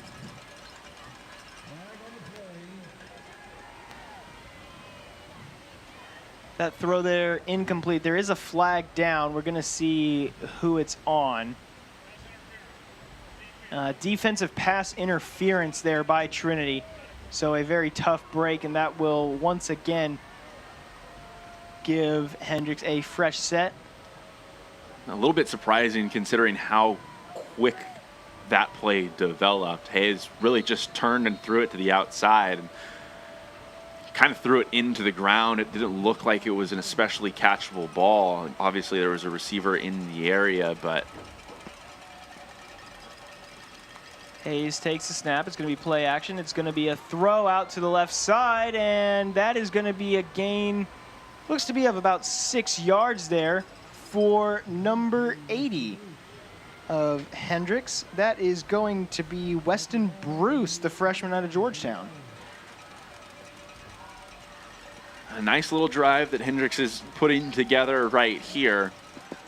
Again, just going to that quick hitting offense, just the pitch and catch on the outside, getting Hayes on a couple of runouts and allowing him to just pitch it ahead of him.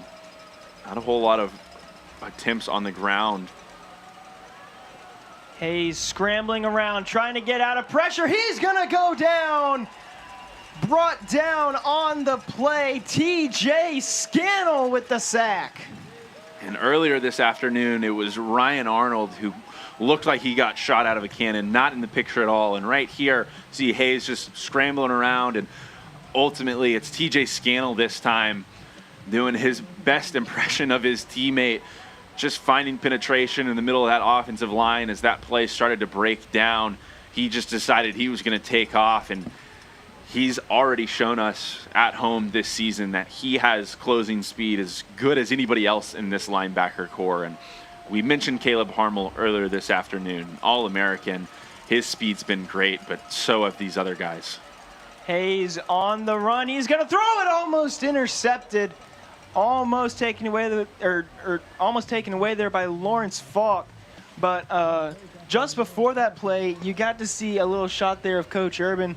Coach Urban, of course, came to Trinity in 2012, and his counterpart across the field, Coach Buck Buchanan of Hendrix, came to Hendrix in 2013. So these two coaches have been incredibly close ever since, of course, obviously, since they both joined their respective teams, but especially since they both joined the conference. Trinity, of course, joining the conference back in 2017. But fun little fact about Hendrix, actually, they did not have a football team until 2013. They had one, was shelved, and that one is intercepted, taken away by number 33, Jaden Powell. We've called his name a couple of times, and now he comes up with the pick. Yeah, and a huge play by Powell right there, just juggling it, ultimately getting a grip on it before he went to the ground. It was a 4th and 5. Hayes just in a position where he had to get rid of that one. Haven't seen him take off and scramble very frequently this afternoon. chose to put that one up in the air, take his best shot, but it was a Trinity defender.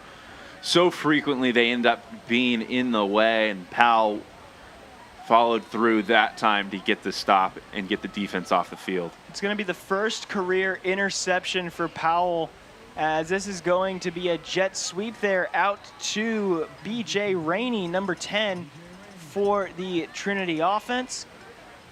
And yeah, just going back to Hendrix real quick, they did not have a football team until 2013.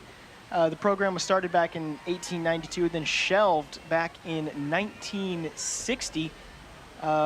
Went 53 years without a football team, and then got football back in 2013, and then won the SAA title in 2015. So an incredible turnaround for them. As again, it's going to be back going to throw it. It's going to be complete legend Grigsby. Grigsby using that speed, turning a corner on the right side, breaking a tackle. He's still going across midfield. Fantastic play there by legend Grigsby, using the speed on the outside and refusing to go down. That is a massive gain for the Trinity offense, as that is going to be a play of 30 yards. Yeah, and it's such a game of angles, and you saw in pursuit right there, number 53 for the Warriors. That was Seth Hakinson trying to run down the running back, but just a little too flat on his angle. Grigsby able to get upfield and ultimately get around the edge. Back's deep throw, incomplete, intended for Will Taylor, about 4 yards overthrown there. But Grigsby has been electric this season, the senior out of Houston, Texas. And of course, you mentioned with Hendrix, the smaller kind of running backs, Grigsby 5'11", 170, really quick, really shifty, and he has used that to his advantage. 335 yards entering this game, and of course leads the team with 7 touchdowns. Back takes a snap. It's going to be a handoff. Grigsby left side. Grigsby avoids a tackle. Still going. Grigsby on the left sideline, and he is going to go out of bounds at about the 23-yard line. Another huge run. And you mentioned his stature.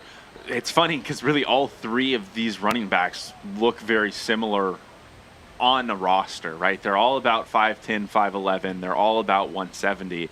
But it's interesting considering how drastically different their running styles are. Grigsby, obviously, the speedster of the group, incredibly fast. We do have an injury on the play. It looks like it's number 30, Mason Johnson, the defensive lineman. He is up, thankfully, and walking off of the field, so we will not need to take a break. And again, it's just something that Hendrix has struggled with, not just during this game, but during this entire season. The injury bug has bit them hard this year. We mentioned, of course, at the top of the broadcast, the injuries to Jacob Bunif, and just this entire team has been ravaged by injuries so far this year. But at the moment, it is still the Trinity offense out on the field. Back takes a snap. He's going to throw it. It is going to be complete and up to the 15-yard line for number 11, Jordan Jones, the 5th-year wide receiver out of Fort Worth, Texas. And this drive is once again going to continue with a fresh set of downs. And again, Jordan Jones, guy we talked about just briefly ago on the broadcast, coming over the middle. A lot of space in that zone right there, but Trinity now in the red zone. First time for Ryan Back, maybe the second time for Ryan Back. Trinity, one of the best schools in the red zone, but the ball comes loose. Hendrix takes the ball, and they're going to recover, and that ball is going to go back over to about the 25-yard line. A little bit of shoving after the play there, but it looked like it was number 1. I believe that is Nick Johnson, the defensive back, who managed to get the ball out of the air whenever it was popped loose. We're going to get the replay here. It was Johnny Milo on the run up the middle. The hit, and yep, the ball just pops into the air. Looking to see who came up with it, and it was, in fact, Nick Johnson. So a huge shift there Hendrix hoping to take advantage with a little bit of the momentum.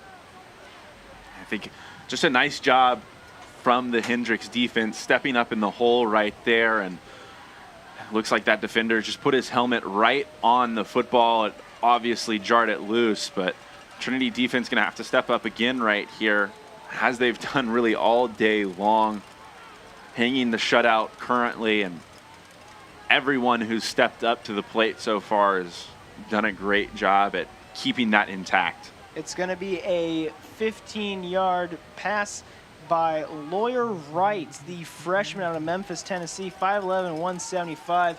Has appeared in 3 games so far in 2023, and looks like Coach Buchanan is going to give him a few reps here in the fourth quarter, as obviously the game is pretty much out of reach now, but just looking at it, getting ready for, you know, obviously the offseason. Unfortunately, at 3 and 6, there are no bowls in D3, but they wouldn't be able to get it anyways.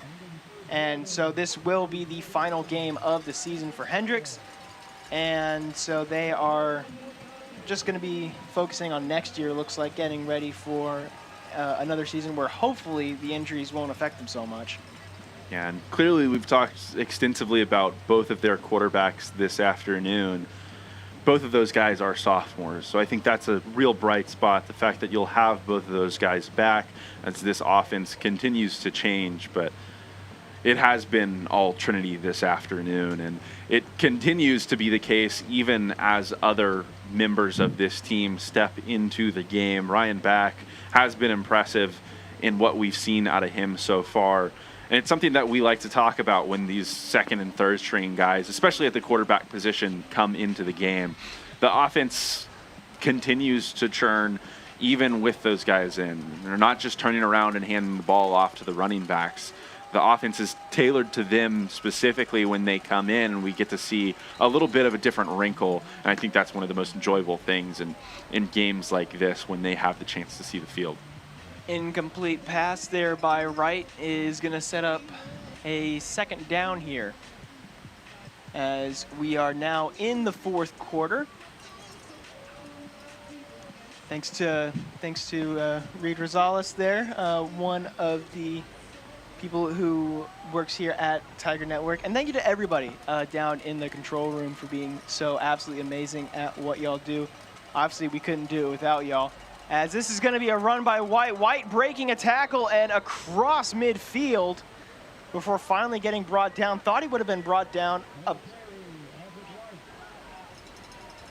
Thought he would have gotten down, you know, a little bit earlier than that. But instead, it's a huge gain. As Wright going to take off with it. Pressure coming, and he's going to throw it. It's intercepted. Taken away by Trinity. And gonna finally be brought down.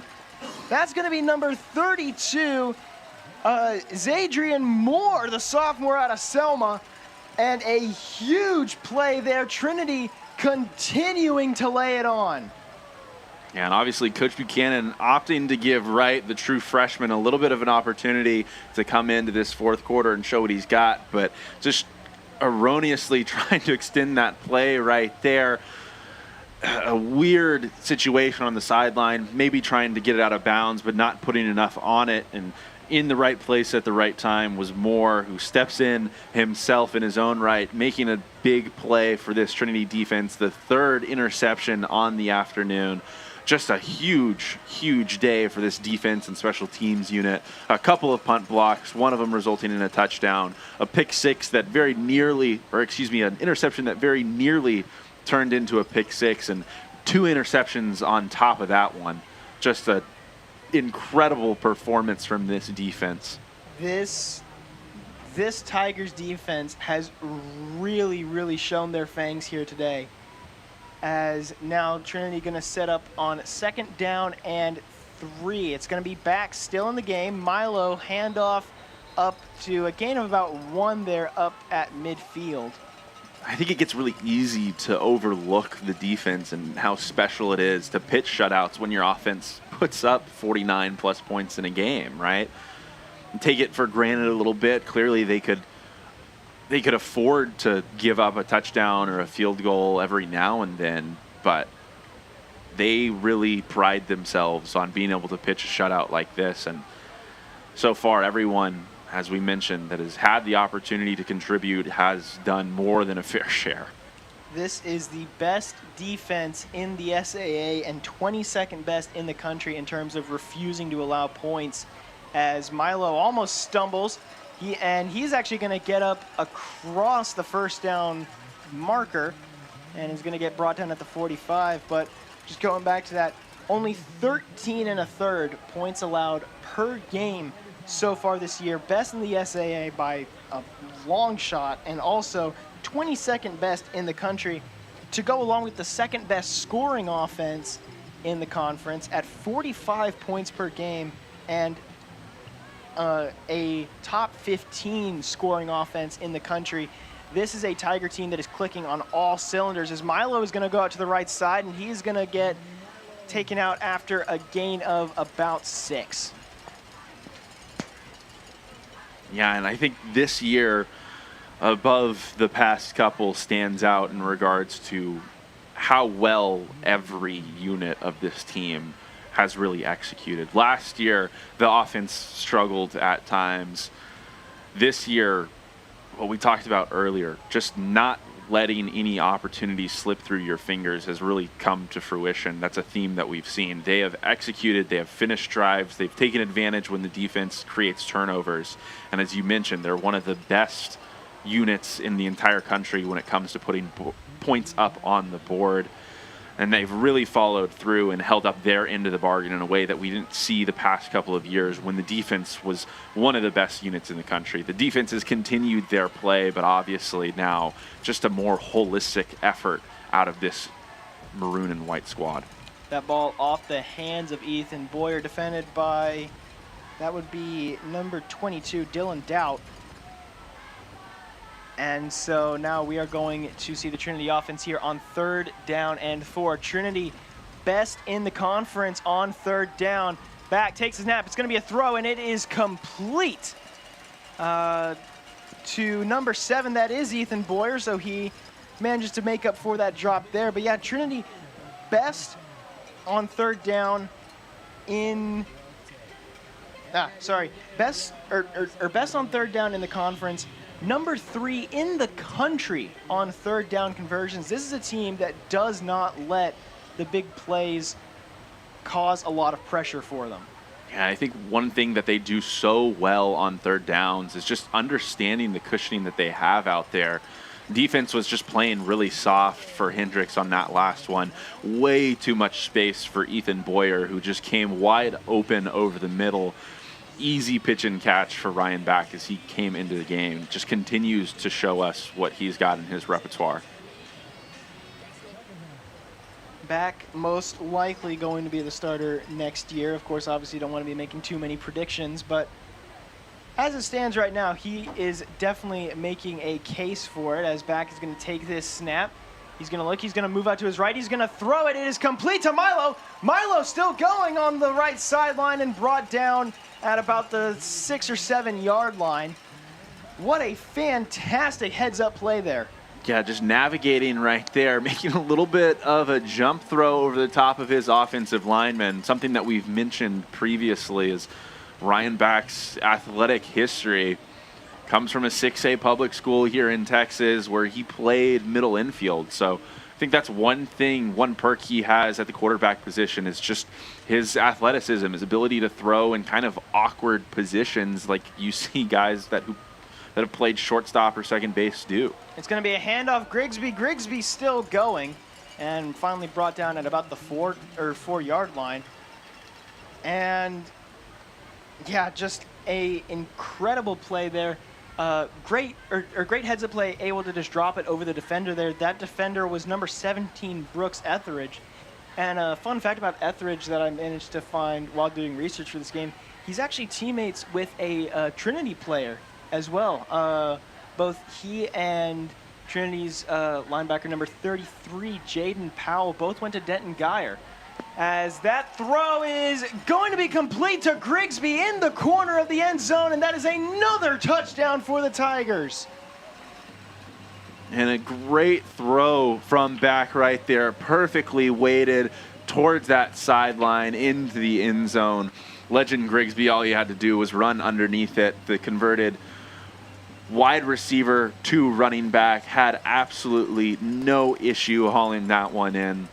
Another really impressive drive led by Ryan back here this afternoon. Just absolutely not skipping a beat. Even when these second and third unit guys come in, things continuing to run smoothly for the Tigers. Kick by Huddle is up and good to make this a 56-0 ball game. Trinity is absolutely pouring it on here as we get a look at some of the other facilities around Trinity. Of course, the brand new softball field just got brand new turf last season. As we take a look as well at the soccer field, which will be the host site for the first round of the men's side of the NCAA soccer tournament. Trinity Tigers will start things off in this region, this host site. They'll play at 5 o'clock, and that'll be followed by a second game at 7:30. We see a replay as Ryan back knew where he was going with it all along. Just let your running back get out there, and he's certainly a tough cover, as we've talked about his speed all afternoon. No one close to him. Just an easy pitch and catch. Whenever he's that wide open, it definitely makes it very, very easy. As this kick is going to be returned, moving up and brought down at about the 30. Wasn't intended to go to him, but instead it is going to be number 34, Cameron Daniels, a defensive back out of Frisco, Texas. Going to be taking that one in. As, again, getting ready for the playoffs. Of course, got to see, or got to hear about women's volleyball winning that SCAC championship earlier today. Another SCAC championship team, women's soccer, congratulations to them, of course, coming out in that very close 1-0 victory. And they are going to be on the road, I believe, in Belton tonight. So best of luck to the girls out there, as it is going to be Hayes back out. Hayes going to throw this one and across to the 45-yard line. That one complete to number 84. Again, Almanzo Payne called his name a lot so far today, and he gets another catch. Yeah, just coming right across the middle of the field, finding that hole in the secondary. A nice job from Hayes, who just stood in the pocket, gave himself enough depth to throw over the top of his offensive line, those defensive linemen that have been pretty successful today, getting pressure in his face. So we see another pitch and catch there, just still continuing to get the ball out of his hands quickly. That time able to find number 8, Alec Bailey, the senior in from Allen, Texas. Bailey have not called his name so far today. So great job there, able to get the catch.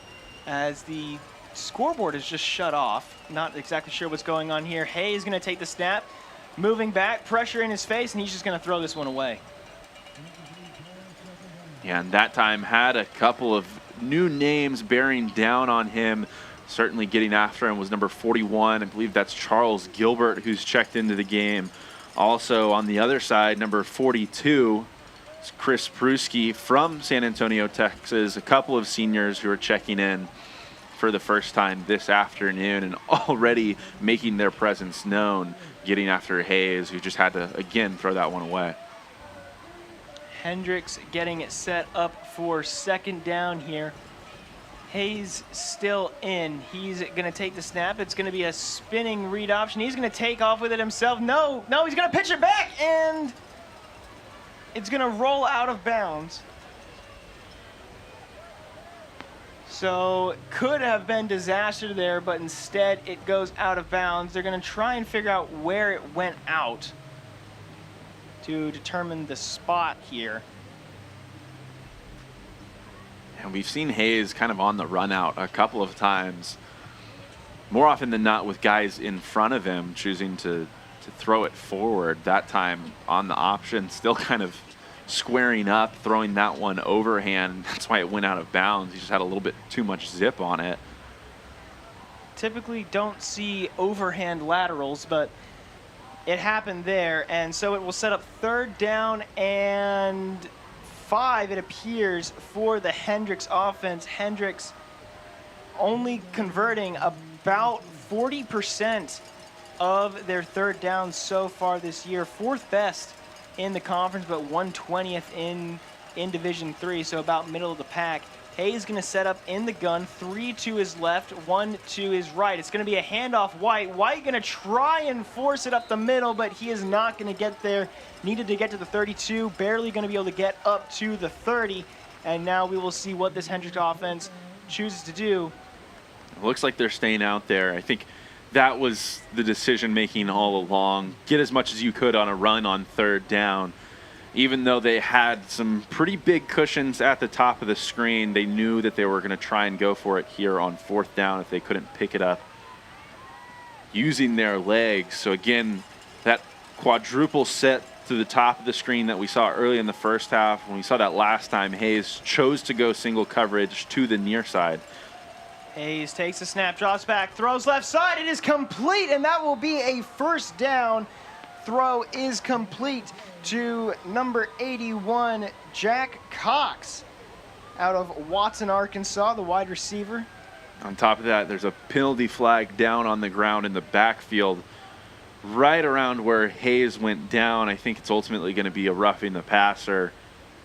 And it looked like it was number 41, Charles Gilbert, who we had just called. That was the perpetrator. Yep, it is roughing the passer, and so that will give them 15 additional yards and move this ball forward even more, and will put Trinity with their backs against the wall here. Hendrix in the red zone. Trinity, one of the best teams whenever it comes to red zone defense. 1st in the SAA, 32nd in the country overall.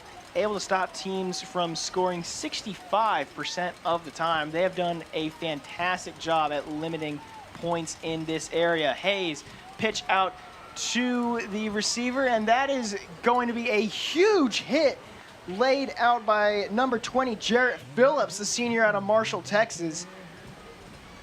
It was number 84, Almanzo Payne, there on that jet sweep. And so on 2nd down, and looks to be about 5 from the 6-yard line, Hendrix hoping to punch it in here. Hayes back, White behind him. It's going to be a spinning. It's going to be a handoff. White has a gap. White still going, and White is into the end zone for a touchdown. Hendrix finally gets on the board here in the 4th quarter to at least come away with something. And it looked like at the bottom of the screen it was Zadrian Moore, whose number we called earlier on that interception in the 2nd half. He was engaged with the defender. Can't exactly tell what the thought process is here from that replay. Couldn't see his entire action. Saw it as it unfolded real time. Not sure if he was entirely sure where the ball was. I think he was trying to continue to set the edge out there, just staying engaged. He just didn't realize the guy that had the ball was coming straight at him, and stayed engaged with the block for just a little bit too long. Couldn't shed it to make that tackle in open space. Slate Stanton, the kicker out of Fort Smith, Arkansas, nails that one to make his season for PATs at a 28-34 record on the year. It was that same offensive approach, though, that we've seen multiple times and had been seen on the play before. It was kind of that 360 fake, bring someone in motion for that sweep across the face of the quarterback. A couple of times this afternoon we had seen Hayes throw to that guy out in front of him as he rolled to the edge. That time he opted to hand it off, and that backside motion just wasn't anticipated by this Tigers defense.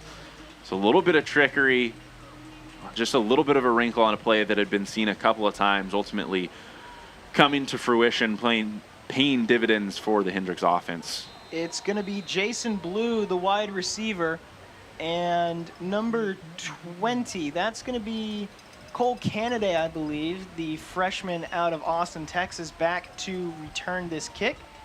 And no, it's going to be a squib kick. taken in by Trinity, gonna go out to the left side and brought down at about the 35-yard line. I believe that was number 30, Wakil Mateen, the linebacker. Might have been 80.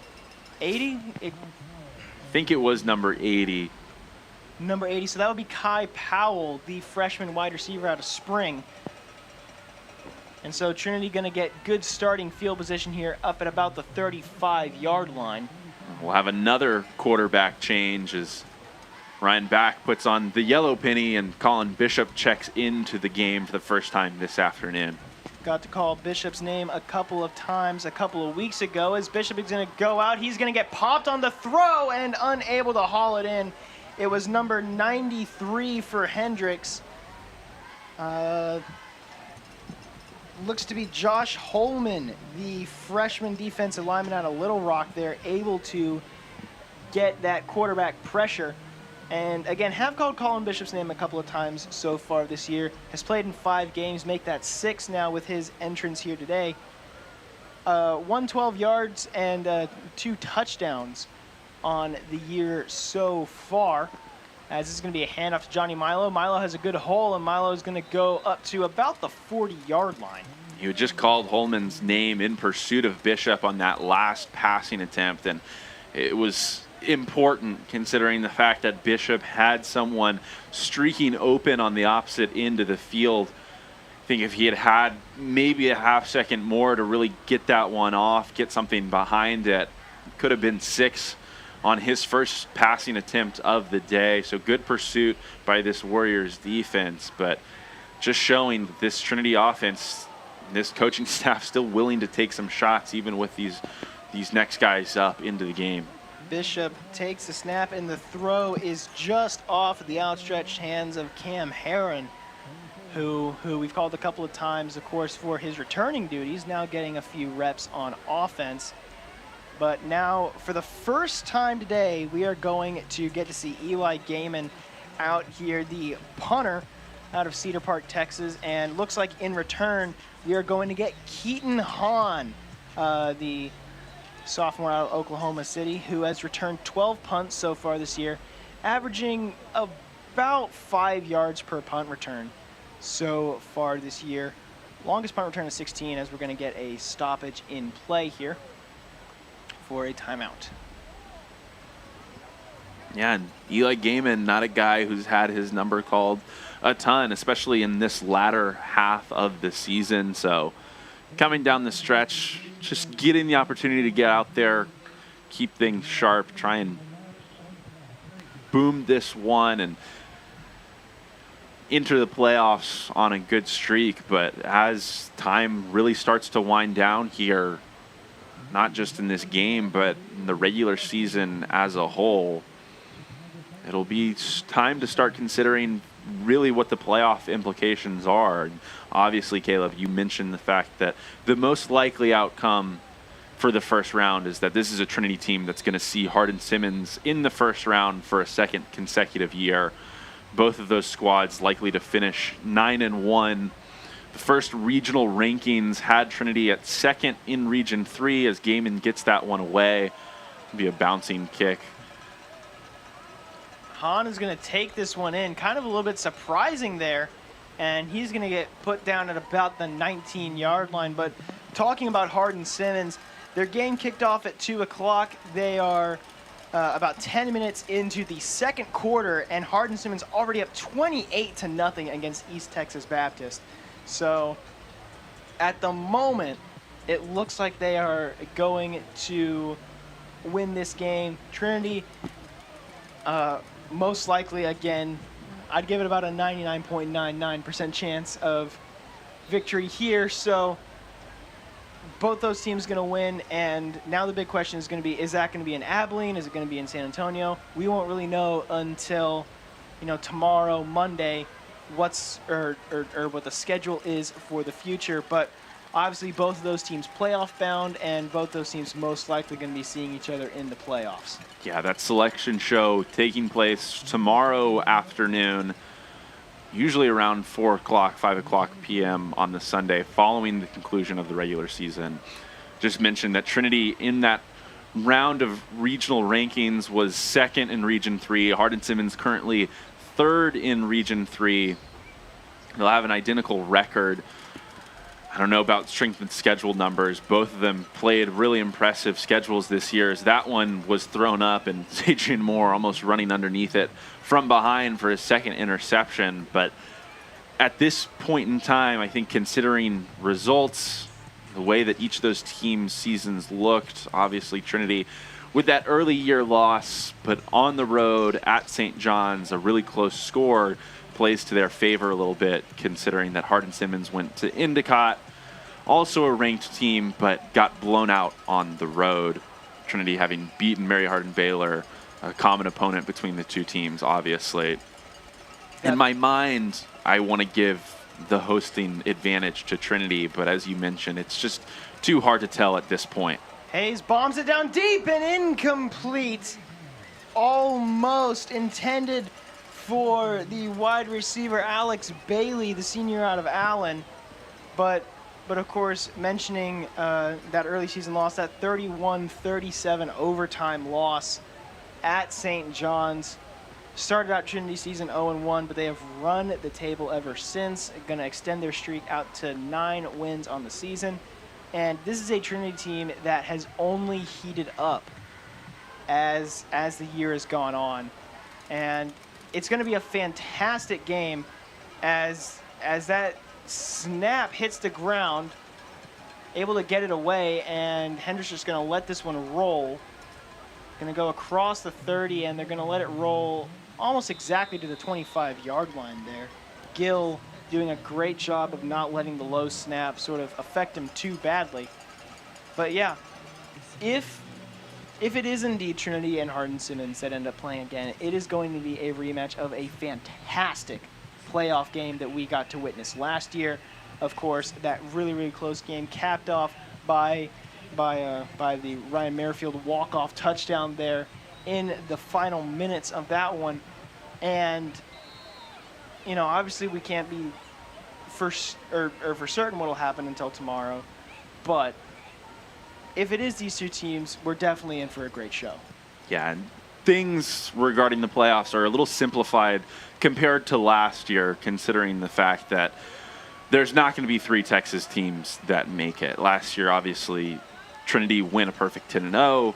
Both Hardin-Simmons and Mary Hardin-Baylor were 9-1. One of them got an automatic qualifying bid. One of them had to get that at-large bid. Mary Hardin-Baylor lost the head-to-head this year to Hardin-Simmons. They're going to finish 6-4. They're not in the picture for an at-large. So just the 2 Texas teams, they're almost certainly going to face off against each other. But the way that Trinity's ranked in some of the polls across the country, top 6, I believe, D3 football, top 5 amongst the coaches poll, they're right there on the cusp of being one of the best 4 teams in the country. They're certainly in contention for a top national seed because they have the same record as the rest of the really good teams in the country. Obviously, North Central's unbeaten, Wartburg's unbeaten, Mount Union's a powerhouse, and they're unbeaten. Those seem like the favorites to get those number 1 overall national seeds. But after that, you know, the Wisconsin schools all have a loss. They're the next couple of names in contention alongside Trinity. So we're talking about maybe not hosting the first round, but on the flip side, this could be a team that if they make the playoffs and keep winning, they could host 3 rounds this year. What a fantastic spin move there by Johnny Milo, able to get away from the Hendrix defenders. That turned a loss of 3 or 4 into a gain of 13 yards. And that will be another huge first down for the Tiger offense. But of course, mentioning all the playoff scenarios, this is going to be the 3rd consecutive year that Trinity has made the playoffs. 3rd consecutive year that Trinity has won the SAA outright, and just an absolutely incredible string of performance, not just for Trinity, but also for Coach Urban, the entire staff, all of the players, able to continue this production all throughout the last, 2-3 years. Yeah, absolutely. And I think another important thing to note, a great showing here on senior day. The last home regular season game, the last real opportunity to get a ton of names into the game, a ton of guys onto the field, because it's not a luxury that you have when the playoffs roll around. The NCAA wants to even the field as much as possible. So even though you have home field advantage, you're not worrying about travel rosters and so on and so forth. You can only suit up a set number of guys, even if you have the advantage of playing at home. So a lot of guys that got contributions here this afternoon, despite the fact that they'll probably be in the stadium next weekend when the playoffs start, or maybe making a road trip to support their teammates in Abilene or wherever the first round is played.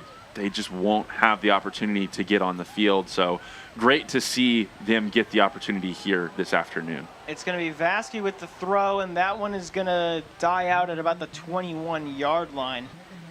Vasky,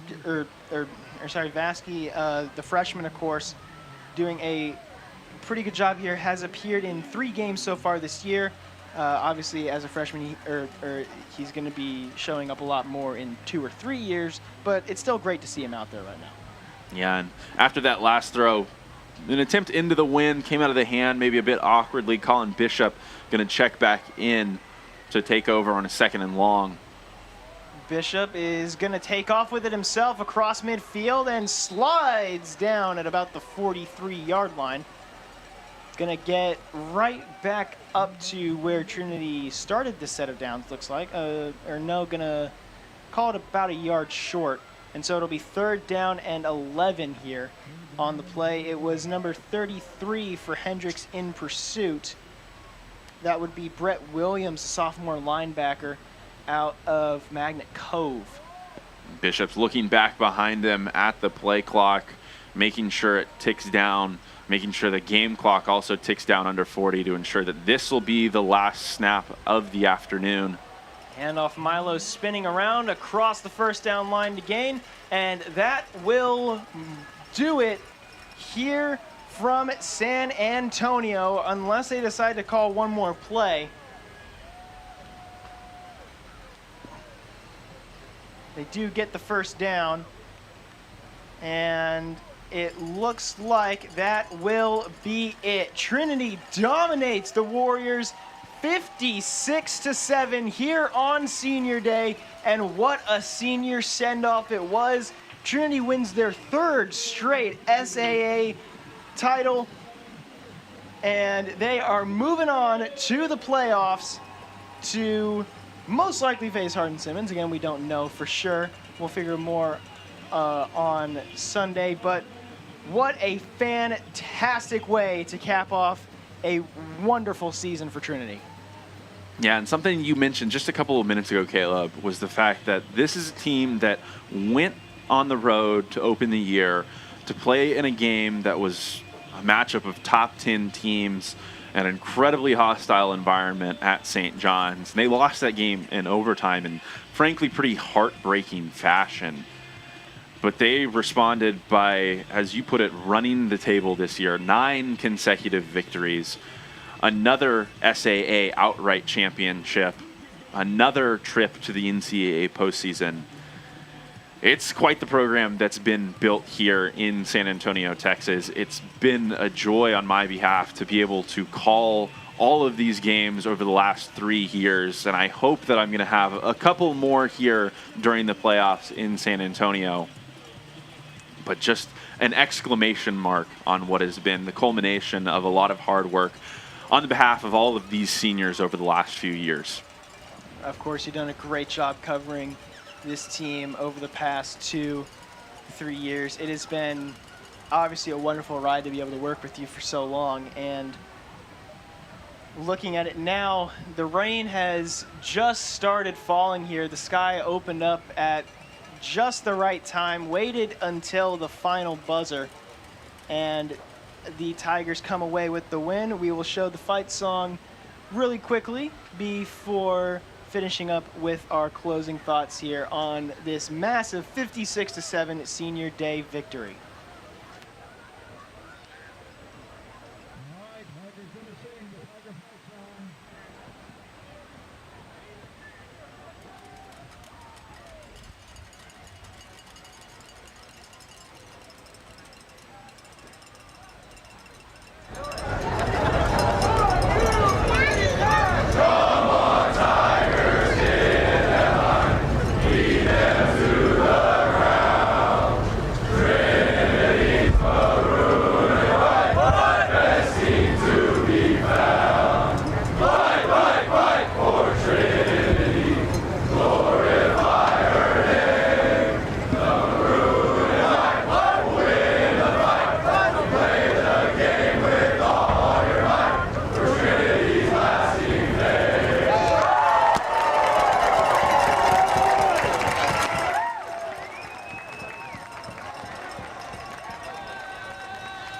the Tigers walk off the field, finishing this game with a 56-7 victory over the Hendrix Warriors.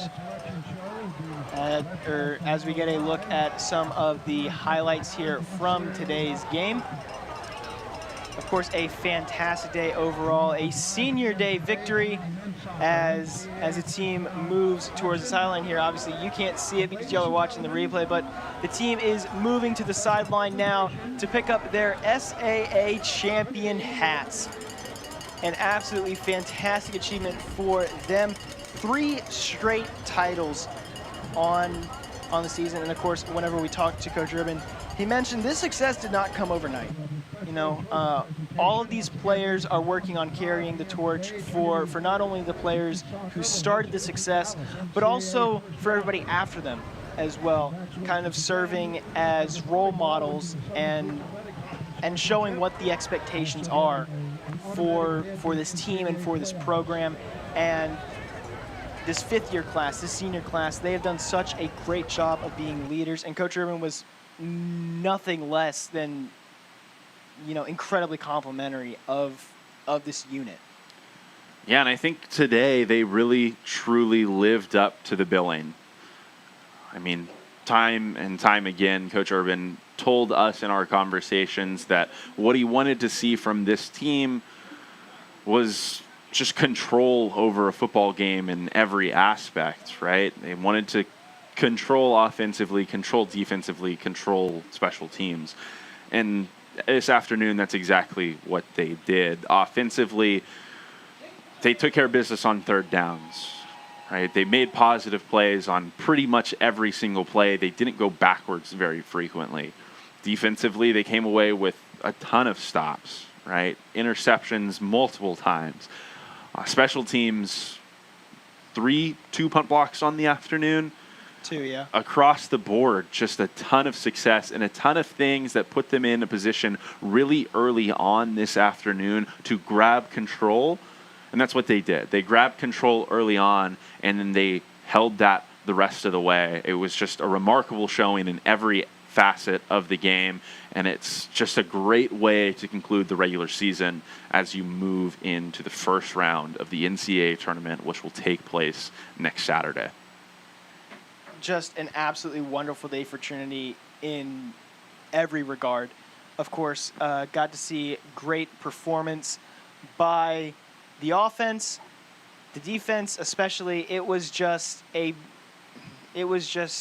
fantastic performance by everybody, and not just on the field, but also off the field. A massive thanks to everybody working in the Tiger Network control room. Of course, we couldn't do it without y'all. Great job with the camera work, great job with the replays, great job with absolutely everything.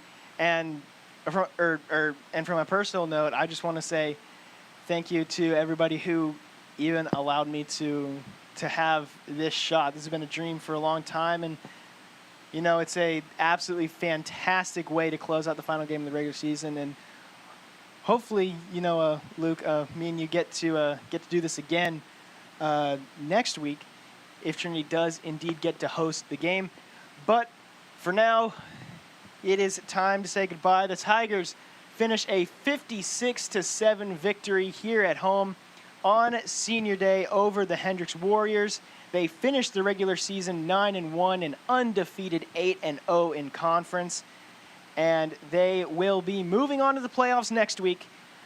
Make sure to follow all of the Trinity sources to figure out who that opponent is and where that game will be. But for now, it is time to say goodbye. My name has been Caleb Reed, of course, joined by Luke Terry.